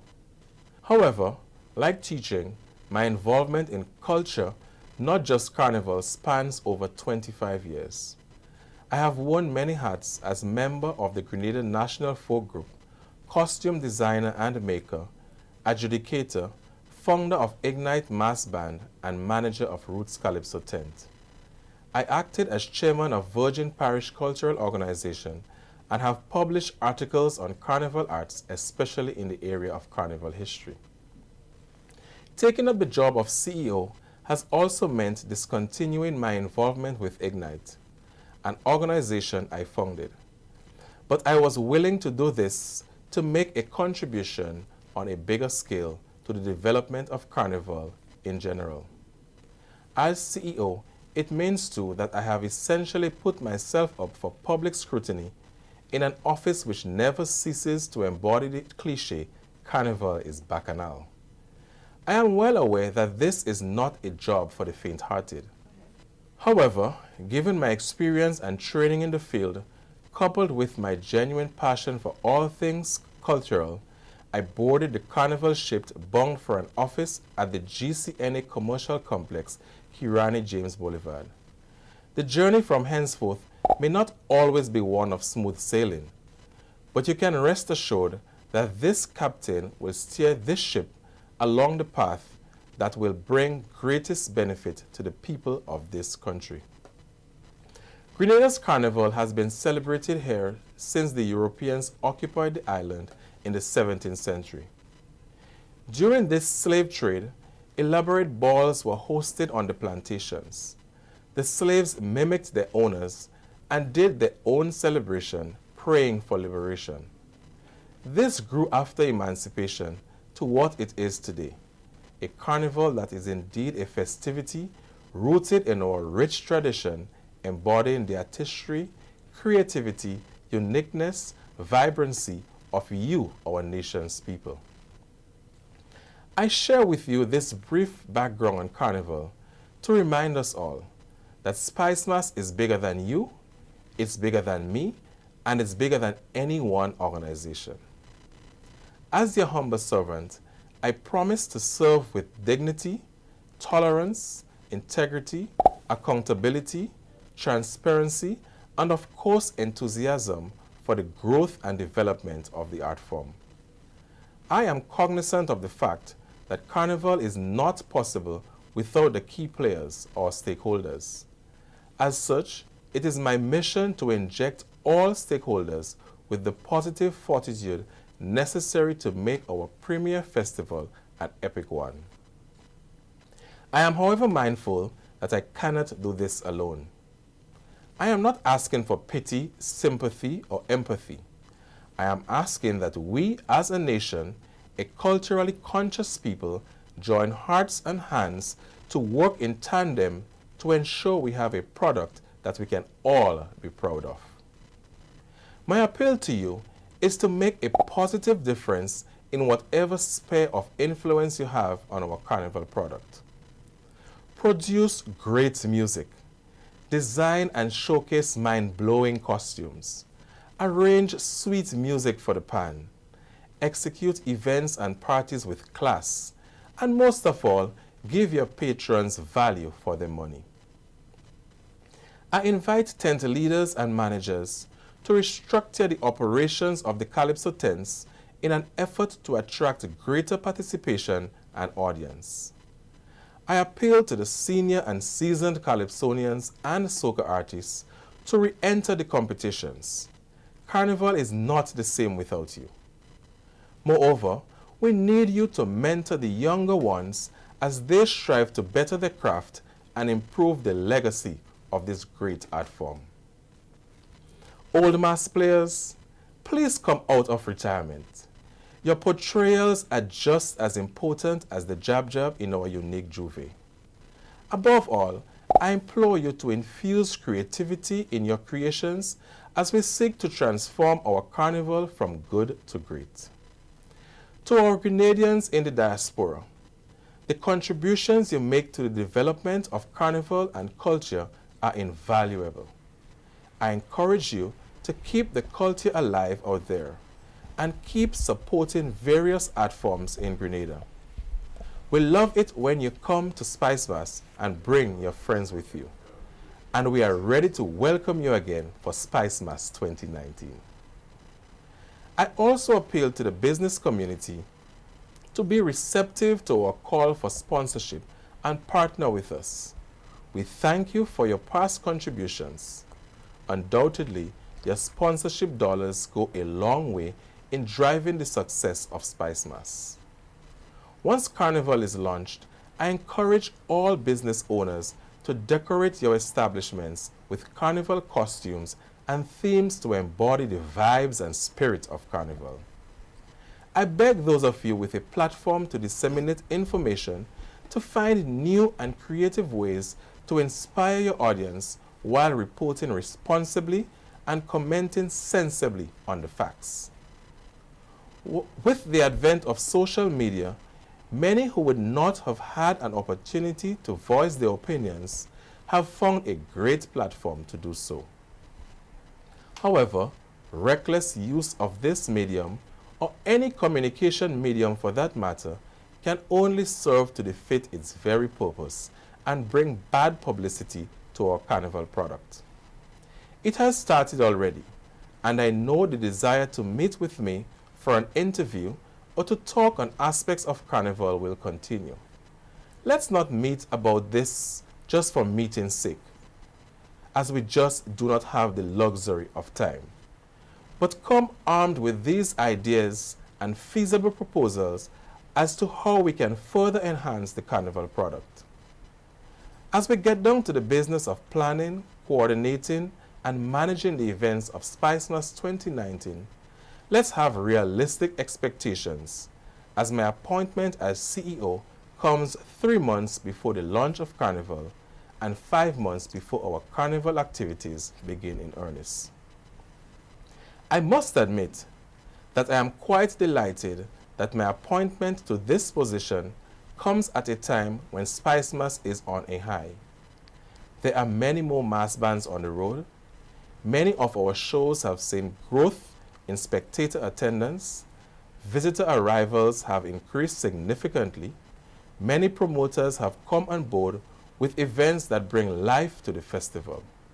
And our Juve and Monday Night Mass continue to be second to none. Moreover, our Soca Monarch competition is now the biggest and best in the region. Thanks to the artists who are spreading the music like wildfire regionally and internationally. It is quite evident that over the years our festival has realized significant growth and is well on the way to becoming the most sought after carnival in the region. However, as a corporation, we cannot become complacent. To this end, we will continue to focus on raising the bar. Special emphasis will be placed on our traditional mass, our Juve, and our major shows. Our overall standards and services across the carnival industry. In 2019, we must replicate and build upon our past successes while at the same time improving the areas of shortcoming. I couldn't end this message without addressing the elephant in the room, my positions with Ignite and Roots Calypso Tent. For the record, I have stepped down as CEO and manager respectively of the two organizations. They will, however, continue to make their contributions to Carnival under new leadership.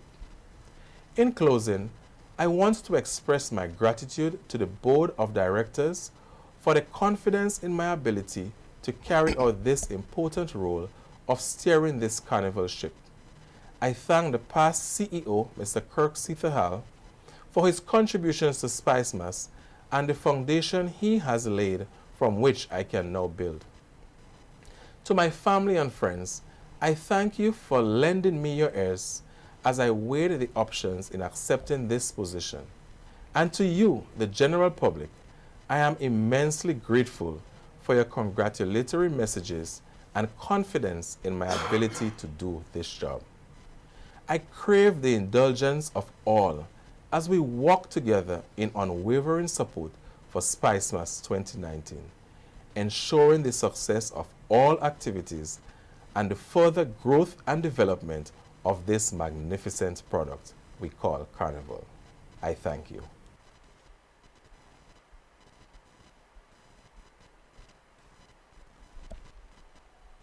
Well, there you have it, folks. Your new new Chief Executive Officer of the SpiceMas Corporation, Mr. Kelvin Jacob. Welcome, Mr. Jacob. I do wish you the very best, and I am sure that Grenada is going to be expecting an awful lot from you. There's a note here on Facebook from Margaret Francis. Margaret says, savvy new chairperson. And you do an audio address in these days? Margaret, I hear you loud and clear, in all fairness. Yes, I received an audio-only address. That's what I just played for you. But last night, I put the pictures on top of that, right? When I spoke with him yesterday, I asked him if he had a video version of it. And he said he wasn't sure, but he said to me that this thing was recorded by the GIS. So I phoned the GIS. Now, yesterday was Saturday. Georgie Porgy phones the GIS on a Saturday. You ain't getting no answer, okay? So I did not get an answer. Whether or not they have a video version of it, I don't know. But nevertheless, you heard his message, and take it to heart. Now, one quick little break here. They're saddled up, and we're going to come back with Andrew, not Alan. Alan is the one who comes in here and tears you guys apart every Thursday morning. This one, he ain't, in his own way, it's kind of wacky, just like Evie, right? We'll hear from them both in just a wee bit. Hang on. I'm always on the move. Training, traveling, competing. So it's good to know I have Quad Bank in the palm of my hand. Introducing e-banking, one of many customer convenience services from Grenada Cooperative Bank. And there's more to come. It's swift, simple, and secure. Welcome home.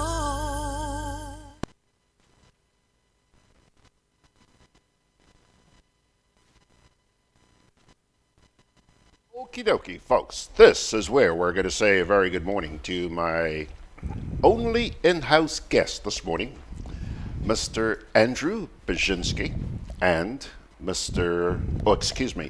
Dr. Terence Marryshow. There's Andrew, and there's Terence.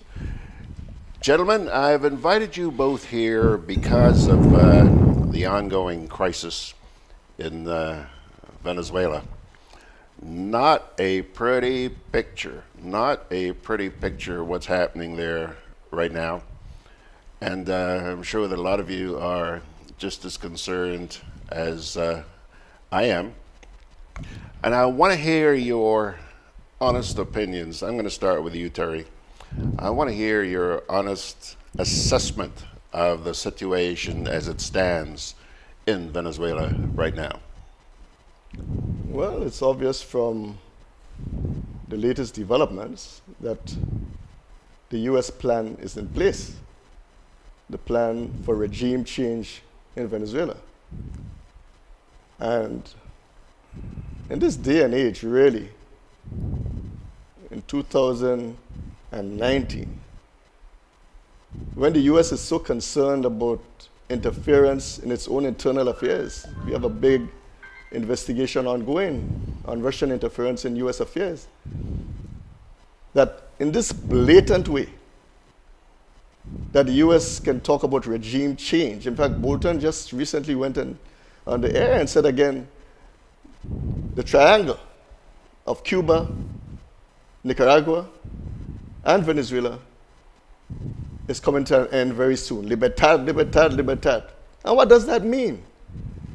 It means then that, you're doing things that you don't like done to you. You're interfering in these people's internal affairs, which is not only a violation of the UN Charter, unquestionably, and then you talk about human rights and you talk about democracy and all of this. And all of it is just geared to get rid of the Venezuelan government so that they can get their grubby hands on the people's oil. Venezuela being the largest, has the largest reserves of oil in the world. That's what it's all about. And so they've invented this crisis over the years. From the time Chavez was elected in 1998. By 2002, there was a coup against him. And as soon as the new interim president got in, the first thing he did was announced a whole set of sweeping changes that would have put the economy back into the hands of the oligarchy. Well, of course, that coup didn't succeed, and Chavez went on to establish probably one of the most sterling examples of democracy and development in the entire Venezuelan nation, to the point where people were saying that during the time of Chavez, that Venezuela was probably one of the best places in the world to live, because he had succeeded in eliminating poverty to a large extent, using the same oil wealth to fund social programs for the people. And of course, the circles in Washington didn't like that. As long as you have relations with Cuba, just as how Grenada had relations with Cuba and became the enemy number one of the United States, a little country like Grenada incurred the wrath of the United Nations, of the United States. Only because if Chavez was a different government, there would be no problem, you know. When the oligarchy was there, when thousands and thousands and thousands of Venezuelans were dying in the 1980s of hunger and malnutrition, you never heard anything about it. But today now, because Chavez is a socialist-leaning government, because he's using the wealth of the country, the oil wealth, to fund social programs and to benefit the people, to eliminate poverty, that is the biggest sin that there is. Now, one would like to make you believe, and the mainstream media in the United States has bought into this. They don't give the opposition, or they don't give an alternative view the day of light, so that people can know what exactly is happening in Venezuela. All they do is they follow this narrative and this playbook of the CIA, which is to paint the man as a dictator. Dictator, but he's elected every time, you know.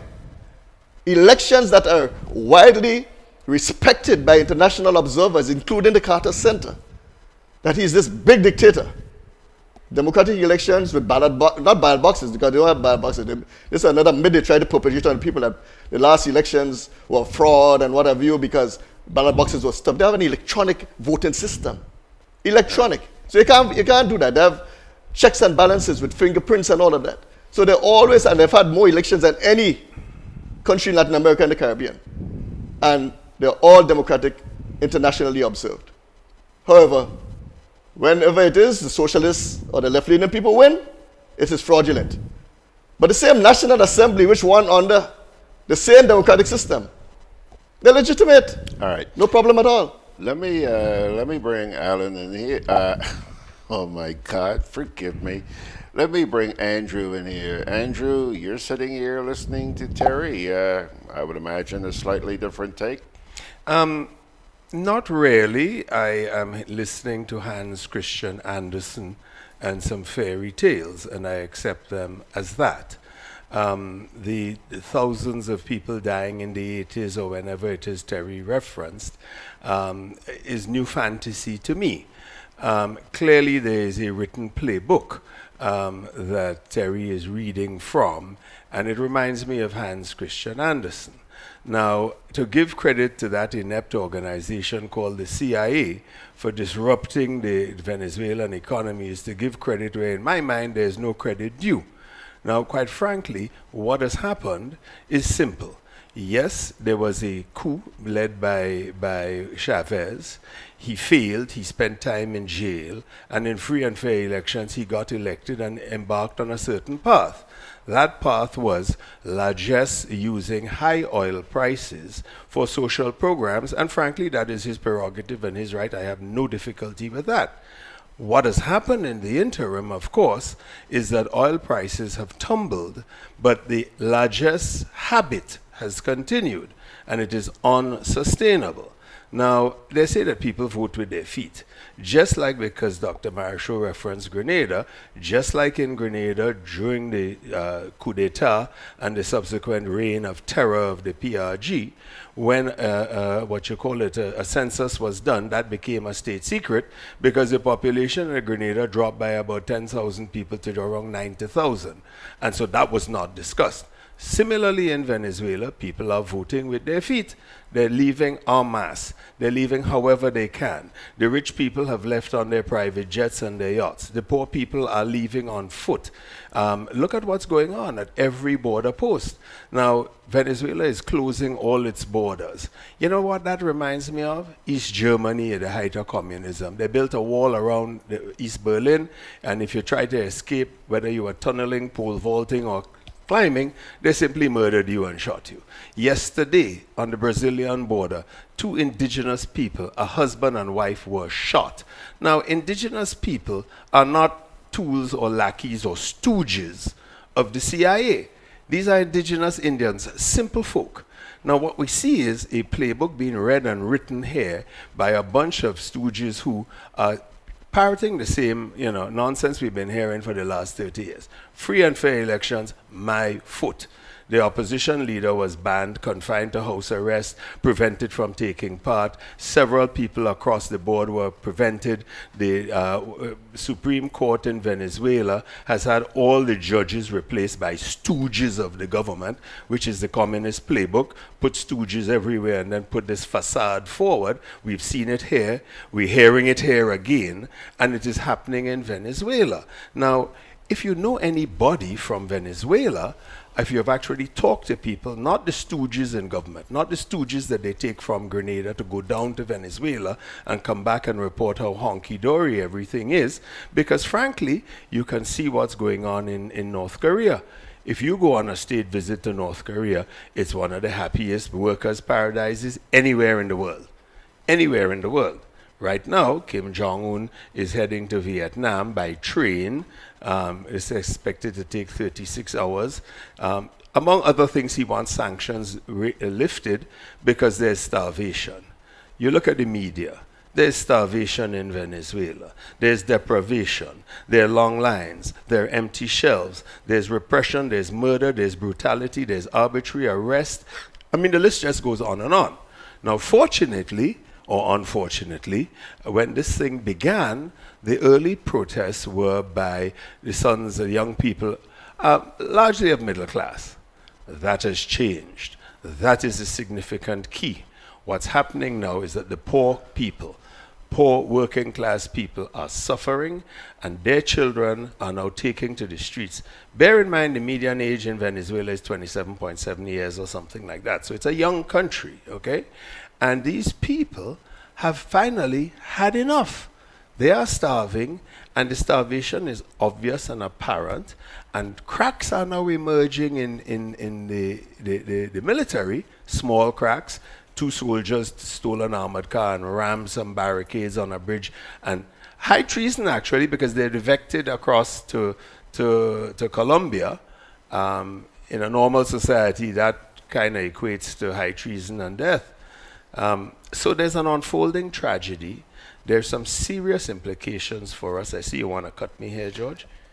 Just want to interrupt for a minute. I want to get back to Terry for a minute because, Terry, you talked about free and fair elections, and you pointed to the fact that it's done essentially electronically.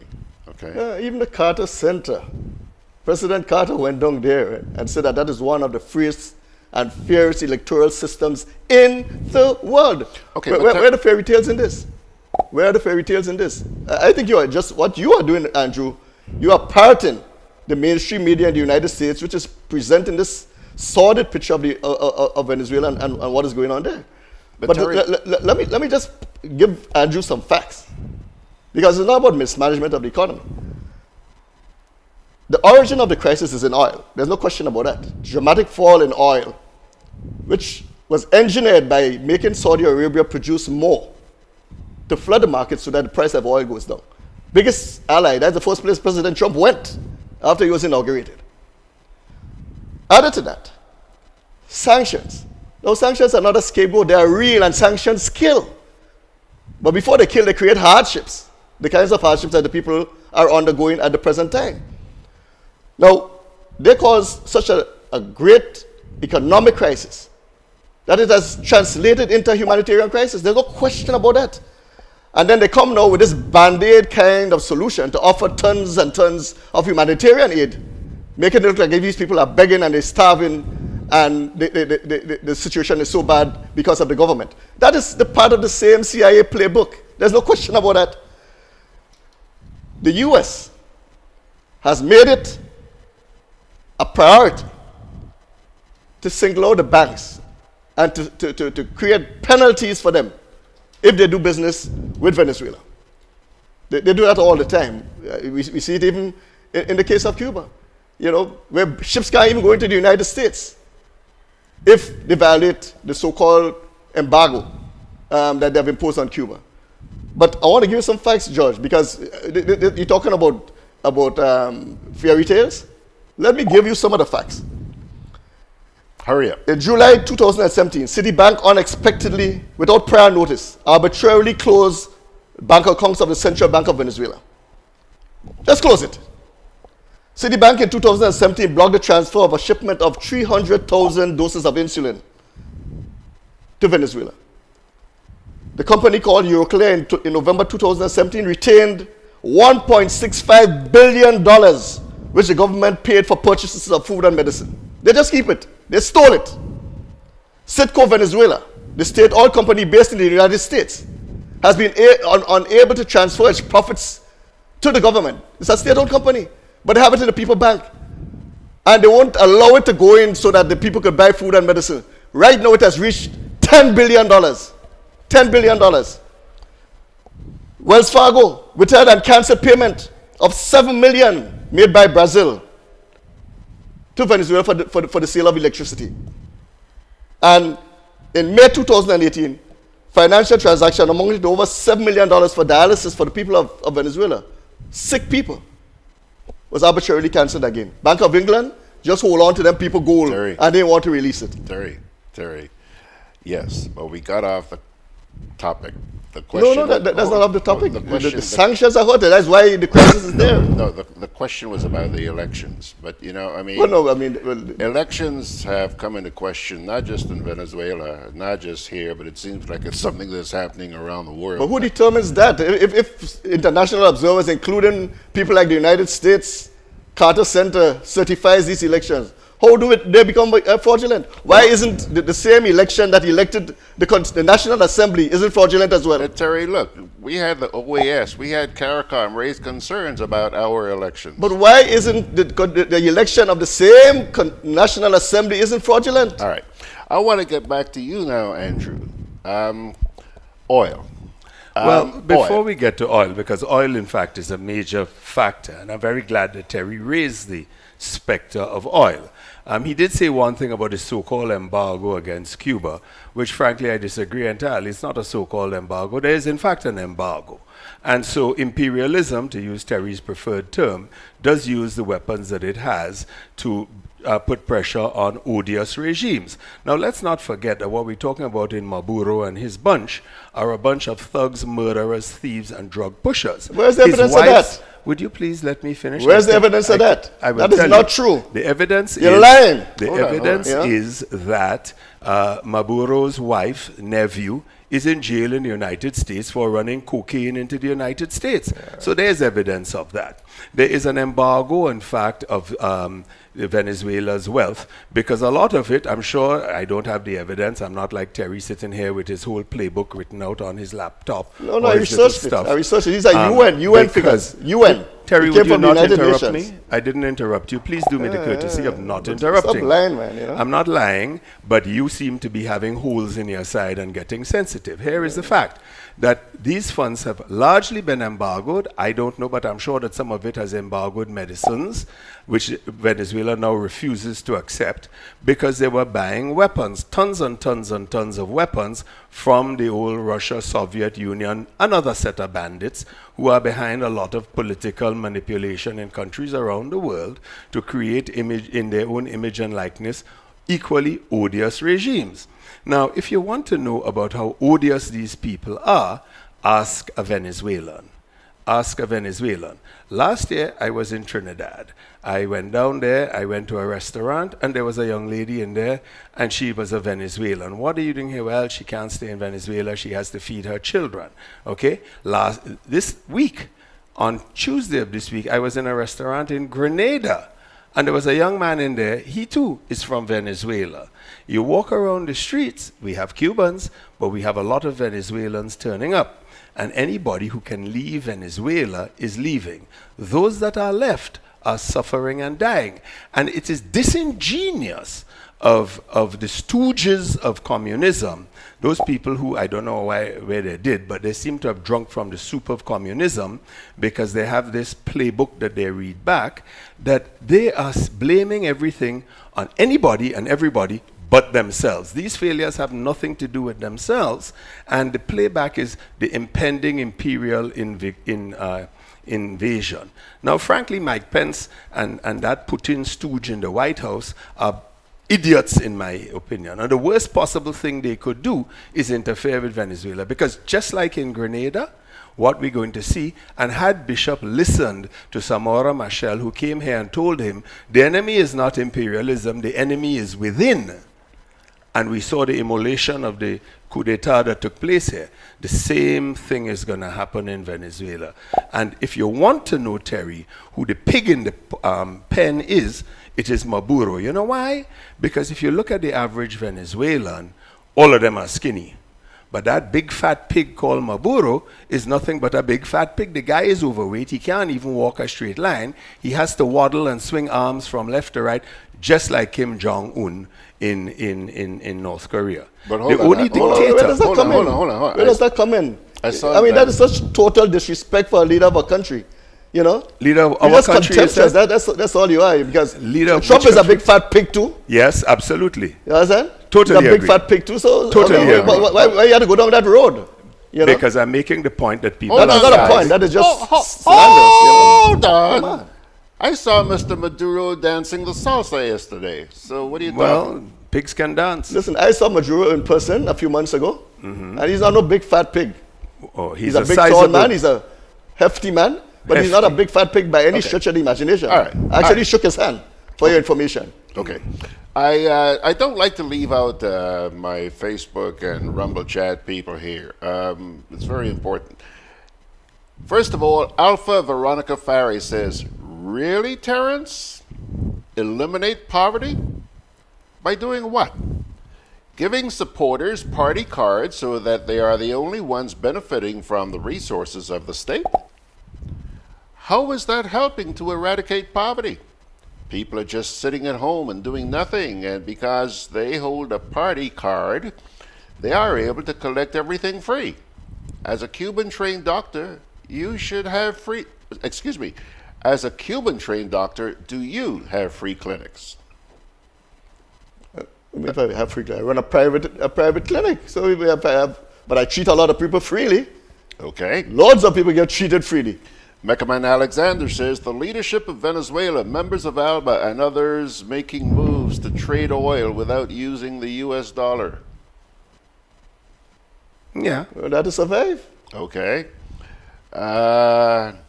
Floyd Nichols says, Carter is a socialist too. Lord have mercy. Lord have mercy. That's all I have to say. What's next? Peter Belfont says, yes, Terrence, you are correct. This is a staged scenario, and they are so covert in their practices. Terrence, I have never heard you so forceful, and if I was close to you, I would shake your hand. Because the truth needs to be told. And it's not being told. You only hear the right-wing media spewing lies. It's an ocean of lies, really. I mean, I'm not saying they're not hardships in Venezuela, but there are an ocean of lies over what is taking place there. Kipling says, if you're quoting Carter, you have a lot to learn. Even if one party runs, as long as there is no widespread violence, Carter would say it's fair. Well, Carter is well respected internationally. People want to, all of a sudden, because it's Venezuela, he no longer has credibility. But he has observed elections all over the world, and his word is credible. Alpha Veronica Farry says, once the officials from the Carter Center see people in the polling station, an election is free and fair. Yeah, okay. Elnika Charles says, perpetual listener, first time hearer of doctor with such passion. Issue has surely touched nerves. Take it easy, Doc. Still listening to learn. And then back here, now let's go to Rumble Chat. These are coming fast and furious this morning.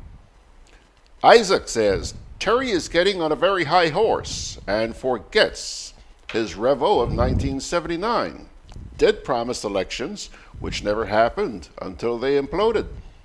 Why is he speaking with so much aggression, as though he is part of the Maduro situation? No, but I'm not part of the Maduro situation, but this is historical. This is nothing new. What is taking place in Venezuela is nothing new. It happened in Libya, it happened in Iraq, it has happened in several countries in Latin America over the last couple of decades. This is nothing new. What happened in Allende in Chile, Benz, and all of these people. There is nothing new. If Venezuela had no oil, there would be no problem. If they didn't have all this enormous wealth, gold and all of that, there would be no problem. All right. Peter says, The Economist called in its January 12, 2019 issue, they called Maduro the least successful president. Terry's comments are stupid and dead wrong. He also goes on Who's to the Economist? Who do they serve? The Economist is a British publication. That's the same British people who take the people gold and want to transfer it to an unelected individual. He goes on to say, why does he not recognize forced nationalization and putting opposition politicians into prison? Where does that come in? Where does it come into the scenario that's taking place there, where there's an orchestrated design to get rid of the people government? Let the people resolve their problems for themselves. Let them resolve the problems for themselves. That's the problem I have with all of this. Let the Venezuelan people have dialogue. Mediate the dialogue and let the people resolve their problems. Zola in Amsterdam says, Terry, I agree with you 100%, and we should be mindful of who the American is. Capitalist demons. Well, that's what they are. That's what they are. There's no question about that. The United States society is one where 2% of the population owns the majority of the wealth. The rest of the people live from day to day. You saw it recently with the shutdown.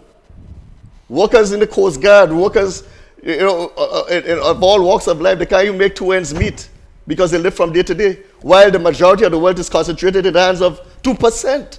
That's what they wanted to institute in Venezuela. And we are against that kind of thing. You know? We don't want to see that. We being the people who are fair-minded and understand what is going on historically in the world and what has always happened. Terry Kipling Francis said Terry would be well off advertising Clark's Court rum. So says Kipling in New York. Now, can somebody? Sorry, can I go back a little bit? Can I interrupt? Sure. On the question of oil, because I did want to address the issue of oil. Now, clearly, oil is a number in this mix. However, it does not play the role that Terry would like us all believe, because in fact it's hugely more cynical than that. Because let us remember that right now the United States of America, in fact, soon to be overcome as the world's largest consumer of oil by China, another wonderful socialist paradise and a success story beyond any shadow of a doubt. But the US is a net exporter of oil right now, and has been for a number of years. Here is the cynical stuff. It suits those players in Russia to have what Chavez did, not Chavez and Maduro, which is to nationalize the state oil industry. Put his stooges in there, generals in the army, people who have zero knowledge, experience, or skill, and they have actually run this whole industry into the ground. High oil prices benefit Russia. This is what is maintaining the Russian economy, because Russia is a net energy exporter to all of Western Europe. Now, if in fact Venezuela were producing oil, the price of oil would come down. And yes, Terry is right. The US has used some of its muscle to ask or encourage Saudi Arabia in times gone by to increase production and stabilize prices. And they did step up production. But that is price stability. If in fact Venezuela was producing oil, oil wouldn't be where it is. It would be back down to $40 a barrel or something like that. That doesn't suit Russia. So in fact, it is even more cynical and sinister than Terry wants to admit. And again, what we're hearing, with all due respect to you, Dr. Marryshow, is the regurgitated, playbook over and over and over, and no one is accepting responsibility for their own failures. The government in Venezuela has failed its people. The government of Venezuela has not allowed the people of Venezuela to benefit from the oil. The government of Venezuela flew a shipload of gold out to Doha to sell it on the international market in contravention of sanctions to prevent them selling the gold, which is ending up in the private accounts of Maduro and his entire inner circle. They have been looting the wealth of Venezuela, and part of the sanctions, in fact, are on those individuals. And Terry can get as excited as he likes here. The facts are that this mess is soon going to be over. And when it's over, a lot of this is going to come out. And I am not going to credit the CIA with any of this. This problem is being resolved by the people of Venezuela with a little external help and pressure, admittedly, but it is cracking and it is falling, and there are implications for us because we're going to see the fallout from there. We're already seeing it. I want to get to the foreseeable fallout of this whole thing in just a wee bit, but somebody named Peter Belfont on here who says, wow, it is sad to hear people in this day towing the line of the U.S.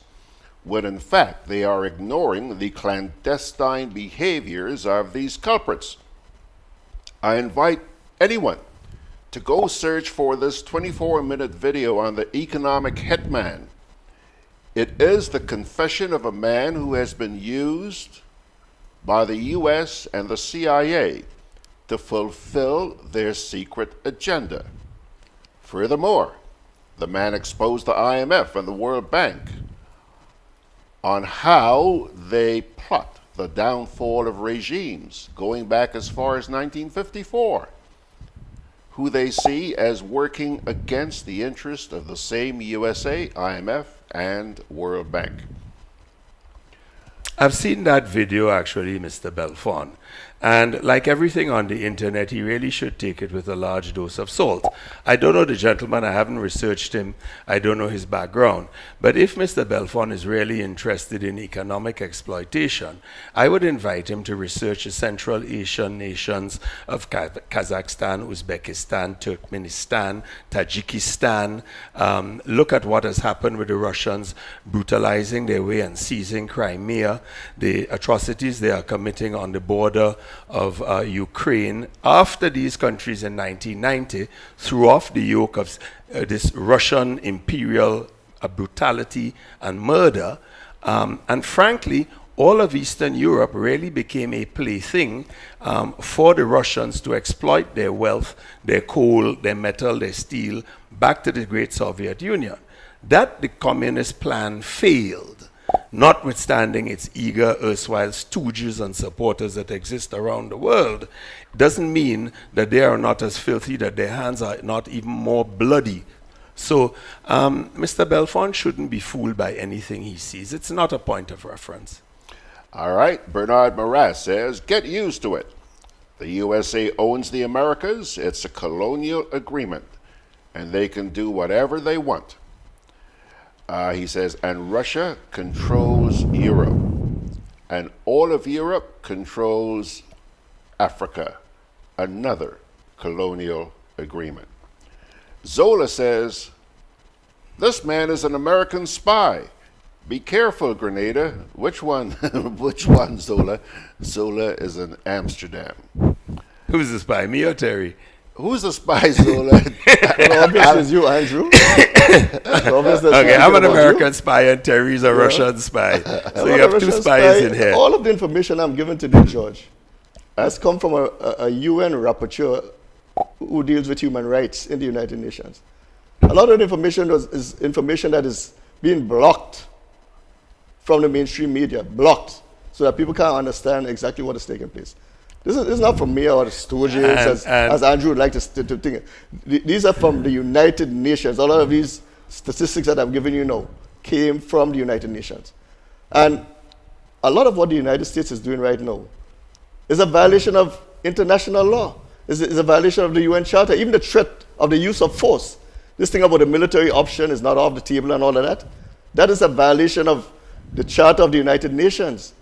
You know, in this day and age, for something like that to be tolerated, you know, where you use sanctions to weaponize the whole question of human rights. Let me ask you if Putin's threat to create suffering among the people. Is Putin's threat to have another Cuban missile crisis with his 2 long-range bombers in Venezuela, is that okay for you? I'm not concerned about that. I'm concerned about Venezuela right now. I didn't think you would be. You know, I am concerned about Venezuela. Those long-range bombers are in Venezuela, But, Terry. yeah, but if but you're not concerned. Listen, thank you. Putin has every right to stand up as he has been standing up. If you want to come close to the man's territory, arm Ukraine and people like that, which used to be part of the same Soviet Union. You coming close to the territory. Why you can't come close to your territory too? How did a formerly independent nation called Ukraine become part of the Soviet Union? But it's part of the Soviet Union. Conquest, imperial aggression, Terry. Call it what it is.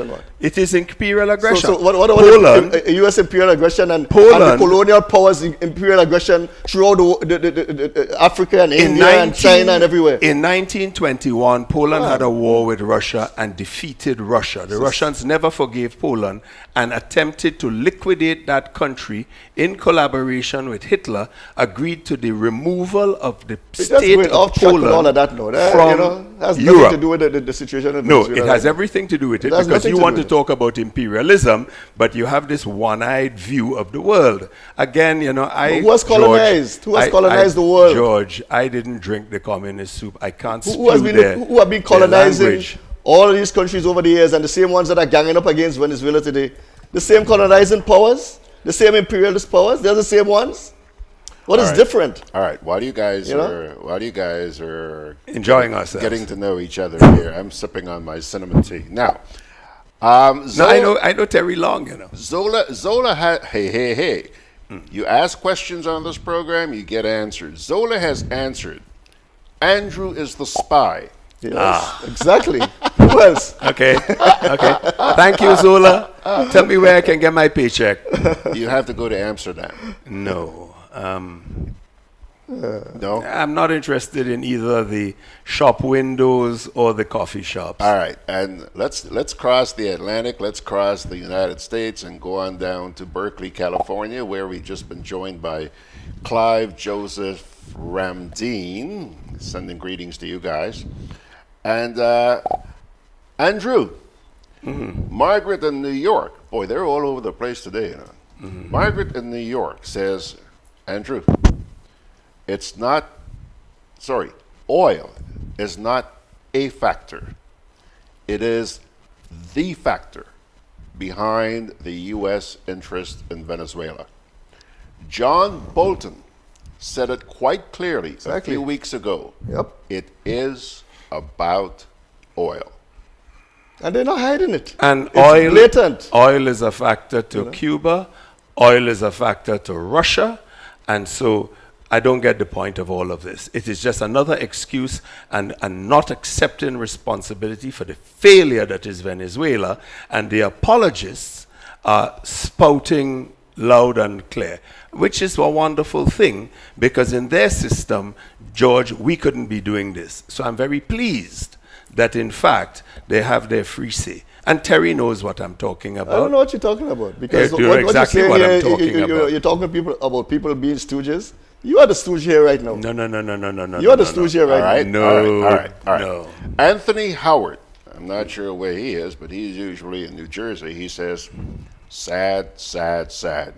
We must remember Marcos in the Philippines and the Shah of Iran were good guys. At one point in time, and Kim Jong-un is a good guy right now. His point is? I'm sure he's going to respond. He'll tell us, okay. We're actually going to meet Kim Jong-un right now. He's the latest new good guy. Kipling Francis says, what amazes me is the fact that most of those who are against America, as soon as they get a chance to travel, USA. Here I come. What's wrong with that? It's the richest country in the world. What's wrong with that? You would think you would go to Venezuela or Russia or Cuba, or North Korea. That has been the trend. North Korea. That has been the trend all along. Have you ever been all over the world? Have you ever been to North Korea? They go to Switzerland. They go to wherever, Denmark. They go to Austria. They go to Germany. They go all over the place. Have you ever been to North Korea? How many refugees from Syria went to the United States? Most of them went to Germany. So what are you talking about? Have you ever been to North Korea? Hold on. I have been. I've been to North Korea on 2 occasions. You've been to North Korea? On 2 occasions, when? yes. When? In the 1990s. All right. That makes you exceptional. Dennis Clark says oil is also a factor in CARICOM. That is true. Oil is a factor in CARICOM, and again we have been outfoxed, you see, because that fella Skeleton Dominica, for a little Petrocaribe largesse, has ceded Bird Island, called by the Venezuelans Aves Island, which is, 40 or 50 miles west of Dominica. Now, under the law of the sea, if that is Venezuelan territory, Venezuela is entitled to a median line all the way up past Dominica and back down to encompass Aves Island.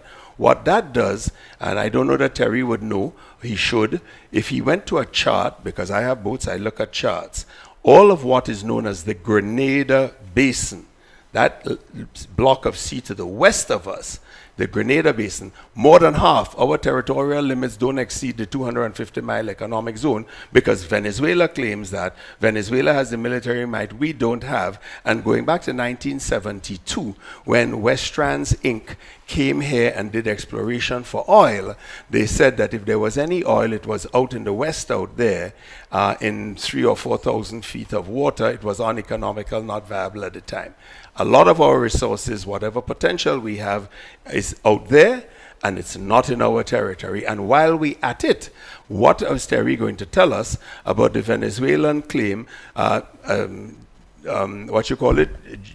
decided upon in 18 somebody or other, they're claiming half of Guyana, a brother CARICOM country. And every time a new field is discovered, they are threatening violence. But in Terry's playbook, that's perfectly in order because a brother socialist country. I don't get it. We are supposed to be standing up for CARICOM. That is a CARICOM brother, and we should be telling Terry's friends in Venezuela, Comrade Maduro, please, this is a CARICOM brother. It's an English-speaking country. It was the head of the CARICOM Secretariat. Please, hands off. What do they want in there? But all of more this is under oil. negotiation. It's under negotiation With a threat of force. Even though there's a threat of force, there's no force. Nothing has ever happened there. So hold on, stop. In Venezuela, the Americans have a threat of force, and there's no force. Nothing has happened there. No, you want to have your cake and eat it. Listen. All right, hold on. Take a deep breath, guys. Take a deep breath. Let me get my 2 cents in here. Margaret says, what this discussion has made clear once more is that all of these world powers, the US, Russia, Western Europe, and now China, don't give a damn about these countries. They just want to use them to advance their interests. That's the perfectly fair comment, and I would agree entirely with Margaret on that. And I would only say to Margaret that there's a certain reality, and the sooner we all come to terms with the reality, the better. It's a tough world out there.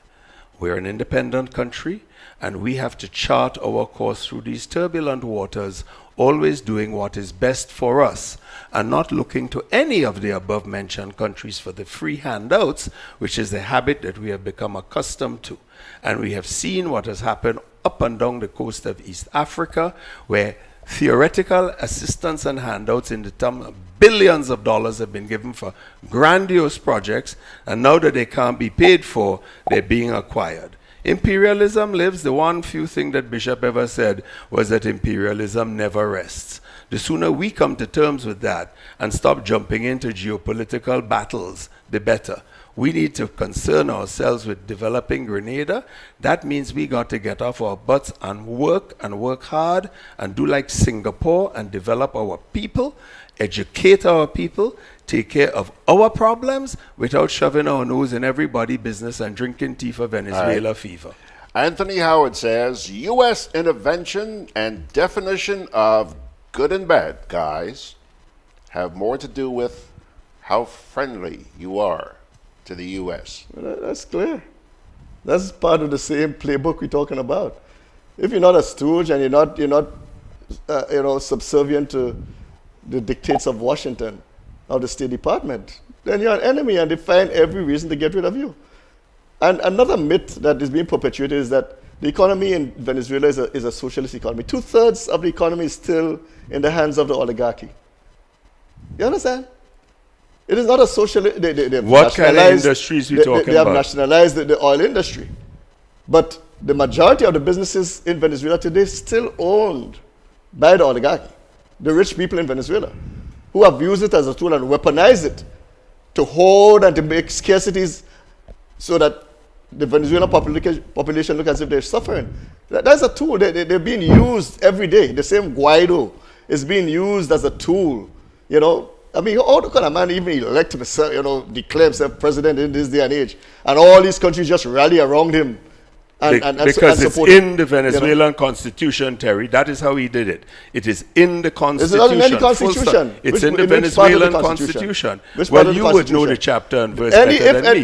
The removal of the president by any means, the next person in line is the deputy, the vice president. The Venezuelan vice president. Constitution provides the same as the United States. The head of the Congress. Congress. It is the vice president. All right. Vice president, not anybody in the National Assembly. The vice president. He's self-declared as president. He wasn't even sworn in by anybody. Who does that in this day and age and be recognized by all these Western powers? You support that, Andrew? Peter You support that? Hey, Terry. Peter says there is no oligarch left in Venezuela. That's not true. That's not true at all. Okay. Now, on the question of nationalization and hoarding, that's a myth that's been exploded. So when they get rid of Maduro, who's taking over? I just want to sneak one more in here. Mickaman Alexander says, Terrence, what about the local leader who's breaking the laws of Grenada? Never heard you make any comment about us, but you're lambasting the U.S.? What does he mean by the local leader? Who is he referring to? It's not often he's at a loss for words. No, I mean, that's so totally... no, he's talking about come on, Terry, what's going on here in Grenada? I mean, there are a lot of alleged violations of the law taking place here in Grenada. But I comment on things all the time. Maybe he doesn't see my comments. I comment on things all the time. I make social commentary all the time. If he reads what I write in former newspaper that I've been writing for the last, how many years since I got out of frontline politics, I've continued to maintain a presence in the politics by commenting on any issue and every issue that comes up. I've always done that. As a matter of fact, in the years that I've been in the politics, I've opposed the same leader vehemently. Okay, guys, I think we strayed a little bit today, a lot, because we only have about 20 minutes left. Let's get back to what's happening in Venezuela this weekend. I see that aid is actually getting into the country. I missed that. I missed that too. What I saw was two soldiers drive an armored car through one of the barricades, and I know that the opposition had undeclared, that was yesterday, other plans to get aid into Venezuela, but I really didn't even look at the news this morning, so I don't know. What I do know, because I spoke to a friend of mine today, married to a Venezuelan lady, who in fact came into Grenada last night. They have family there, and they said that they send aid packages down and have been doing for the last several years. It costs them in excess of $180 US to get 2 boxes in every month, and they're sending basic staples: rice, flour, beans, black beans, sugar, milk, that sort of thing, and that is how they are sustaining their family. I guess it's the barrel trade. Let me ask you guys something before I move on. What the heck is a talawa? A what? Earlier on this morning, Jamaican talawas? Somebody mentioned to me, I have no idea. Somebody referred to me as a talawa this morning, and now I see a note here from Zola in Amsterdam. George, Terry is also my Talawa. What the heck is a Talawa? You'd have to ask Terry. Terry, what's a Talawa? The sense that she's, I don't know. I don't know exactly what it is. But the sense in which she's using it means that I'm somebody that she likes in terms of the interest and I get it. He's her comrade. Well, yeah, something like that. Oh, okay. I'm sure. I mean, I'm guessing here. Well, and isn't it one of the Jamaican teams known as Jamaican Talawas? Is it a cricket team or something there? Yeah. Yes, there's a cricket team named the Talawas. And she says here now, brave and strong. So, Terry, you are Zoe. Brave and strong. Whatever. Well, thank you very much. I appreciate that. Yeah. Okay, now. And I'm her spy. Isn't it wonderful? Aren't you glad you came? Sweet for days.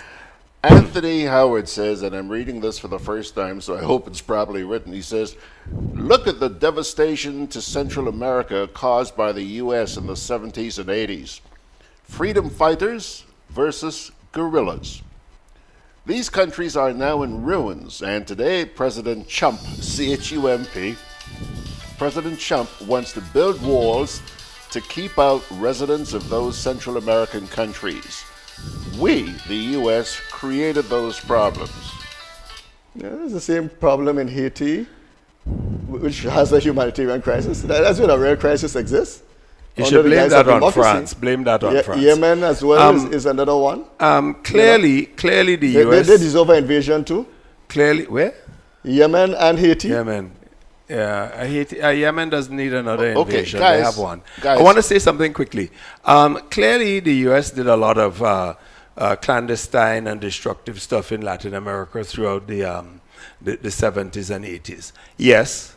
And why was that? There was a geopolitical war going on. Fidel Castro had a plan to include Grenada from Cuba to Latin America of an arc of communism, and frankly, the U.S. decided they weren't having it. They had had enough of it from Russia all the way to West Germany, and they said that ain't happening here again. So yes, they did. Right. They're not all in ruins. Okay, hold on. Caller? Hello, caller. Yes, hold on a minute, caller. Before you get started, let me say that I'm really not set up this morning to accept phone calls, but I want these gentlemen to hear what you're saying. So go ahead, please. Indeed, I'll be brief, and good morning to your guests. Citizen Bierzynski, how are you, man? Wonderful, John. Morning, John. We're hearing a lot of deviations about history and Crimea and whatnot. Listen, the major problem here, sirs, gentlemen, citizens, whoever you be, is the question of aggression against a sovereign, independent, and free nation state that possesses the right to self-determination and without interference from any sovereign power. Which country in the world doesn't have corruption and manipulation and theft and bubble and all there is? Which even the United States is stated to be one of the most corrupt countries in the world in recent times. More figures have been coming out to show that. Venezuela is a sovereign nation. Where does the United States get the authority to tell it who should be president in there? Who? Ordering people to self-declare themselves in a public meeting in the street. Where you get in this modern times? And try to understand where you coming from. I must indeed tell you you're wrong. And by the way, I should inform you, the coup has been defeated. They shall never make it into Venezuela. Long live the Venezuelan people and the president duly elected on the 20th of May 2017. Long live John Rouleau. Long live John Rouleau. And John, I know exactly where you're coming from. And I wouldn't say you are one of those comrades that drink from the soup of communism, but I know where your sympathies lie. And I guess that you're right. I mean, Putin is worth $84 billion as an individual. So he actually is even worth more than that Trump.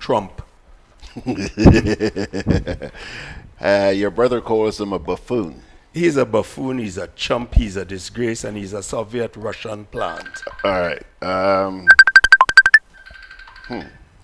I think we have another caller here. And try to answer it. Good morning. Good morning. Hello. Go ahead, caller. Hello, Mr. Grant. Yes. George. Yes. Yes, ma'am. Go ahead. I'll call back. Okay. All right. That person's going to call it back. T.F. Richard says, a news source has said that aid was being blocked from coming into Venezuela via the Colombian border.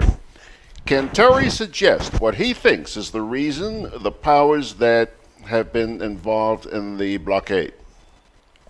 Listen, this whole humanitarian aid thing is part of the whole plan. First of all, they create a crisis through the economic sanctions and manipulating of the oil prices. And then that has translated into a humanitarian crisis, no doubt. Because Venezuela depended largely on it's a mono economy, basically depended on petroleum, the sale of petroleum. Now, if you sanction the revenues coming into the country for the buying medicines and food for the people, all you have to do is a simple solution, just remove the sanctions. Don't give this band-aid solution of after you create a situation where there's a humanitarian crisis and then you start to blame the government for the problem, which is part of the same playbook. You blame them for everything and then you say socialism has failed. The same thing that Andrew was quoting a while ago. And then you say, now, okay, let's get humanitarian aid in. All that to do is give the people back their money, the 1.65 billion, the 9 and 10 to $10 billion that they have in the banks in Citibank and banks in the United States. Give the people back their money and let them buy and trade. That's all you do normally. But they don't want that at all. They want to make sure that the government falls, and the way to make the government fall is by to make them look as the worst thing in the world, and then know you're trying to bring humanitarian aid in. They're all part of the same thing. Terry, socialism is a great success. Name me 3 countries where it has been successful. All right. It's going to take him a while to think about that. Guys, let me say something here, right? I am not a very politically savvy person, but I've been listening to quite a bit about what's happening in Venezuela from people like Terry, John Rollo, and a lot of other people in the local and social media, and even the international media. And what I'm sensing here is that this issue is going to be a very difficult one to resolve for the simple reason that it seems like there are legitimate arguments on both sides of the fence. I don't think anybody, any rational thinking person, would deny that Mr. Maduro has been far from an ideal president. Apparently this man has allegedly done an awful lot of wrong, as have a lot of other world leaders and even leaders of little islands like where we live. Yeah, sure. So, on the other hand, anybody who's willing to delve a little further will see that a lot of what's been happening in Venezuela has been brought on by external forces. And we even had an admission, as you gentlemen have already discussed this morning, that it's all about oil. I mean, this man and his country have apparently been taunted over the years. Taunted. That doesn't mean he has the right to do the obnoxious things that he's done in the country. A lot of people are ticked off about how many millions of people have left Venezuela? 3 million and counting. But George, that is part of the that's plan. 10% of the population. That is part of the plan. If you create a humanitarian crisis, what happens? It's just like how they created a humanitarian crisis in Libya. Libyans had the most charmed life under Gaddafi.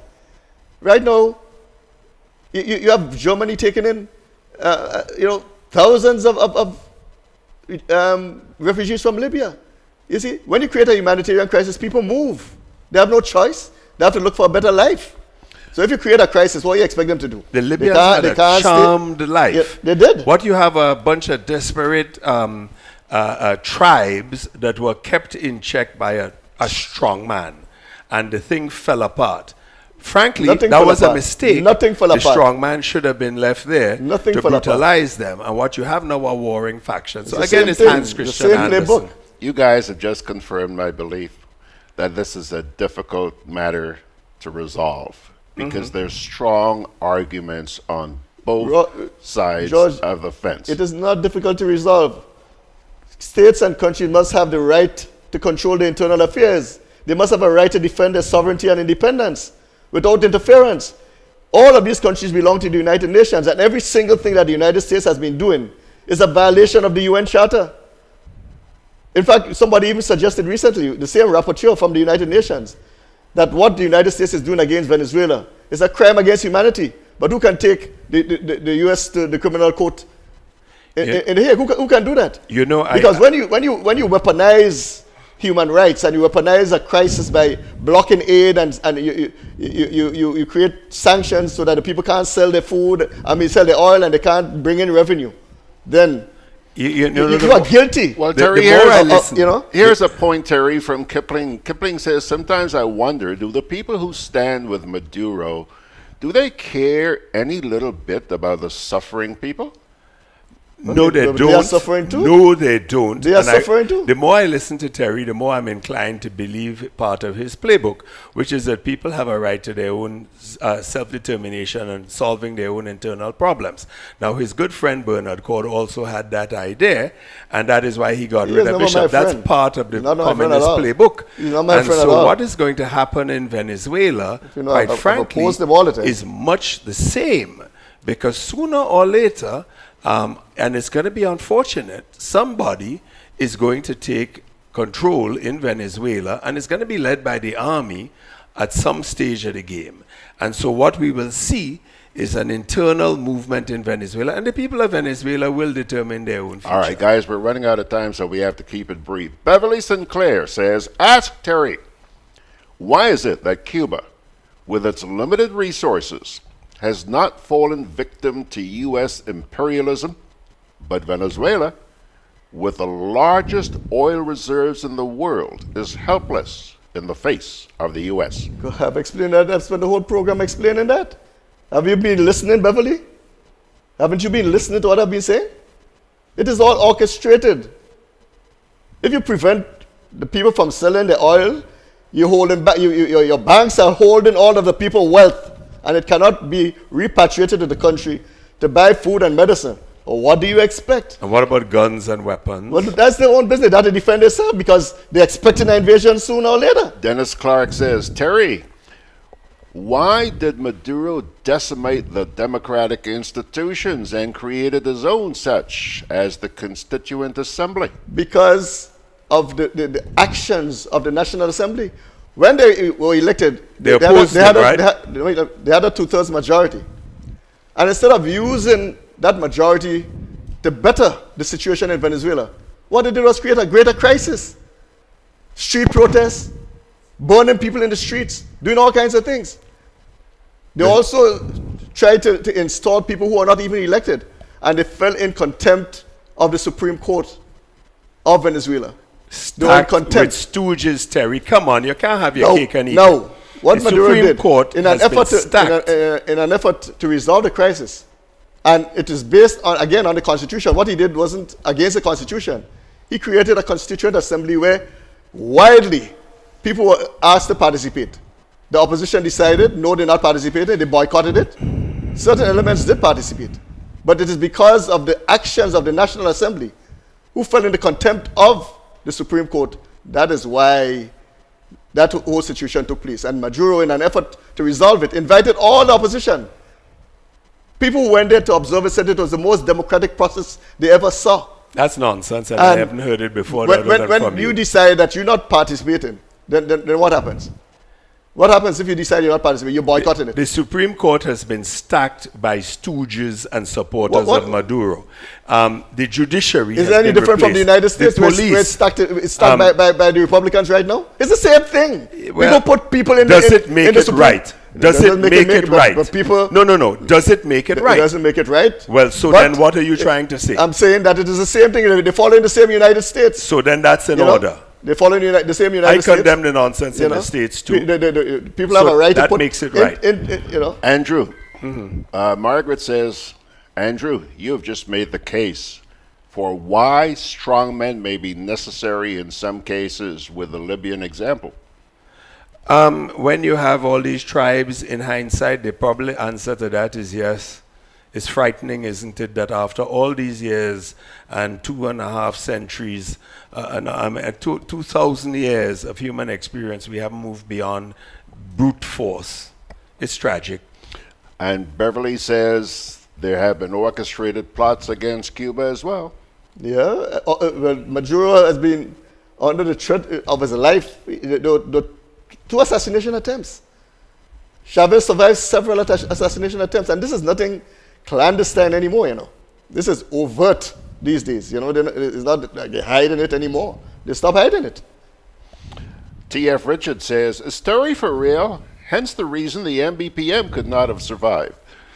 You know what this reminds me of? It reminds me of, I forget the opposition leader in Russia, his name. He got shot and murdered right in front of the Kremlin at 6 o'clock one evening. 2 guys went up, shot him in the back of his head. This is the same sort of execution of opponents that we're seeing. Anthony DeRigg says, good morning, George. Interesting discussion. Sitting here in Grenada and paying attention to the views, but mindful that some views are not supported by facts. TF says, does Terry realize that the U.S. had placed much more sanctions on Cuba than Venezuela? But as Beverly said, Cuba survived. So what's the issue, Terry is trying to say? That's not true at all. Cuba survived. Cuba had a much harder embargo. I'm saying that is not true, that the sanctions placed on Venezuela are less harsh. Cuba doesn't have the kind of wealth that Venezuela has. But Beverly says the decades-old U.S. embargo is still in place in Cuba. It's still in place, and Cubans have found a way to survive, but they're still suffering. It's not as if everything is hunky-dory in Cuba. Look at as soon as Obama opened relations with Cuba, the economy thrived. Why is it in this day and age that sanctions have to be imposed on a country? If they allow free and fair trade between these countries, you'll see how that socialism will thrive. People will be surprised, You still haven't named those three countries. You pressure them, you prevent them from trading freely. You find every ways and means to destroy them. You still haven't named those 3 success stories. Yvonne Joseph says, I'm in Canada, and in my book, the USA is the worst place. They caged people as animals in cages. They're trying to build a wall. They hate black people with a passion. They imprison millions of black people and work them as slaves to create wealth for the Republicans. So they do. Some of what she says is true, not all of it is true. You can't work people even in the U.S. against their will in jail. That's not permitted. And hold on, that's happening in China in Yanjing province with the Uyghur Muslims. And Alexis here says, what if the U.S. did not intervene in Grenada? What would have happened? We'd be living in a worker's paradise, and Terry would be one Hefe, and most of the rest of us would be gone. Not at all, because I was violently opposed to court and the takeover. And I saw something recently on social media that went around in 4 years that they jailed 3,112 people, and by now they'd have jailed 26 or 27,000 people at that rate. More than a quarter of the population of Grenada would have been in jail or jailed, and the other quarter George, the would have left. would not have survived. What? It would not have survived. Of course it would have. It would not have survived. They had the guns, Terry. All these things survived. It was not about the guns. All that had to happen was that they had to be booted out of all international organizations, and the same sanctions. But those are sanctions. Now you wanted sanctions against them. No, this is a different. We're talking about a different scenario now. No, it suits. We're talking about a different scenario. They would not have survived. I'm certain of that, because they would not have had the support of Cuba in the first instance, who made it very, very clear that they were against what had taken place in Grenada. But nonetheless, we needed to continue with and the they would not have socialist survived. plan. And the Grenadian people, just as how they rose up and defeated the guerrilla regime, they would have risen up as well and defeated CORE. I'm clear about that. And I would have been first part of that contingent to defeat CORE. Gentlemen. We'd have had a bear pigs. Gentlemen, have you gotten it off your chest this morning? I didn't have anything on my chest, George. I am really saddened by the tragedy unfolding in Venezuela.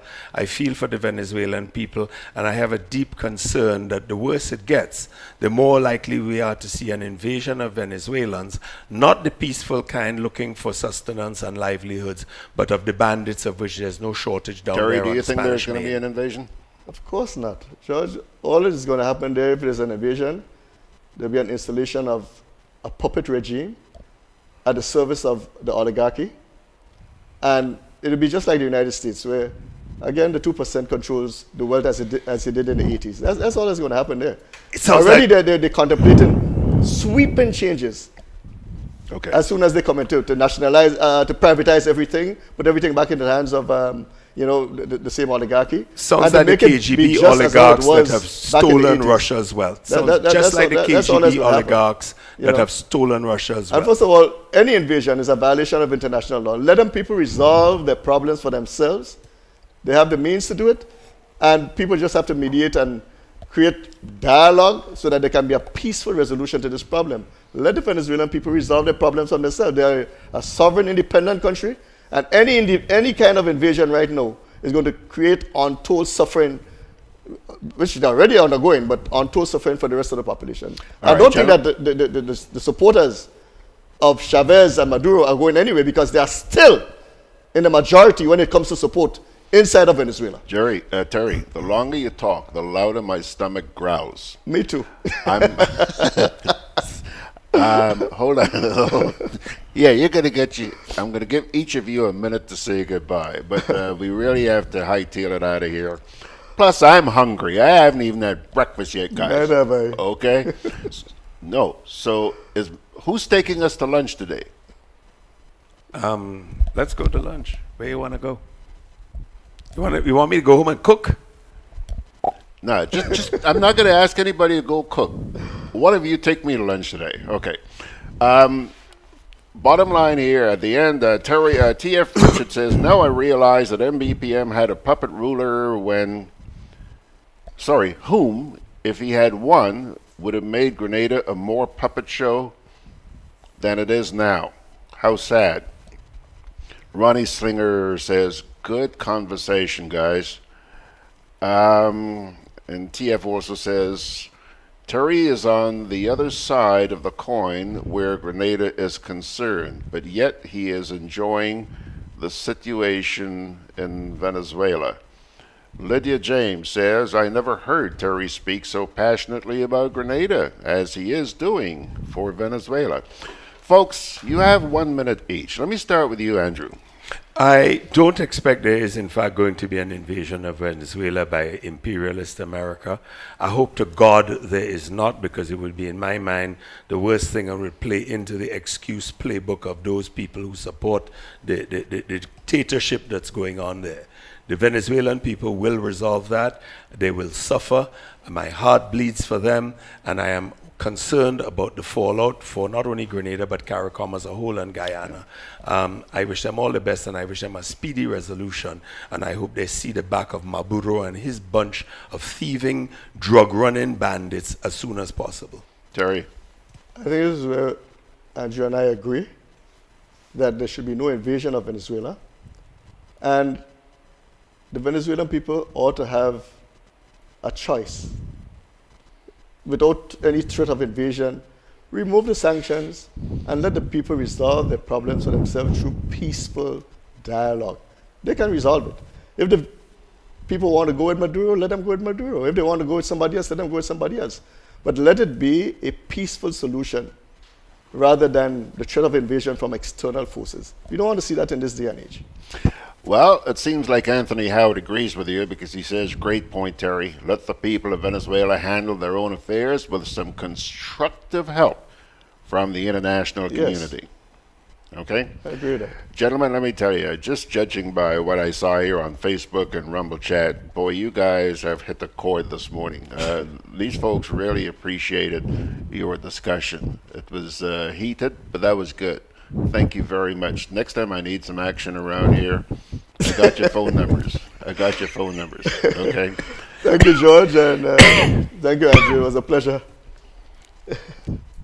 Okay, as they shake, Thank you, Terry. As they shake hands, folks, I'm going to pull the curtain down because we've now gone 4 minutes over time. Parting word from the Holy Scriptures from the book of 1 Thessalonians 5, verses 16, 17, and 18. Rejoice always. Pray continually. Give thanks in all circumstances, for this is God's will for you in Christ. 1 Thessalonians 5, 16, 17, and 18. Pilgrims, on that note, Georgie Porgy's going to hightail it out of here. With any luck, I'm going to lunch. With any luck, I'm going to lunch. So thank you very much for joining us for today's edition of Sundays with George Grant. Invitation to join me tomorrow morning and every weekday morning from 9 to 10 right here on Grenada Broadcast for Good Day Grenada. So I'm going to send God's blessings your way, and by His grace, let's get together tomorrow. So long.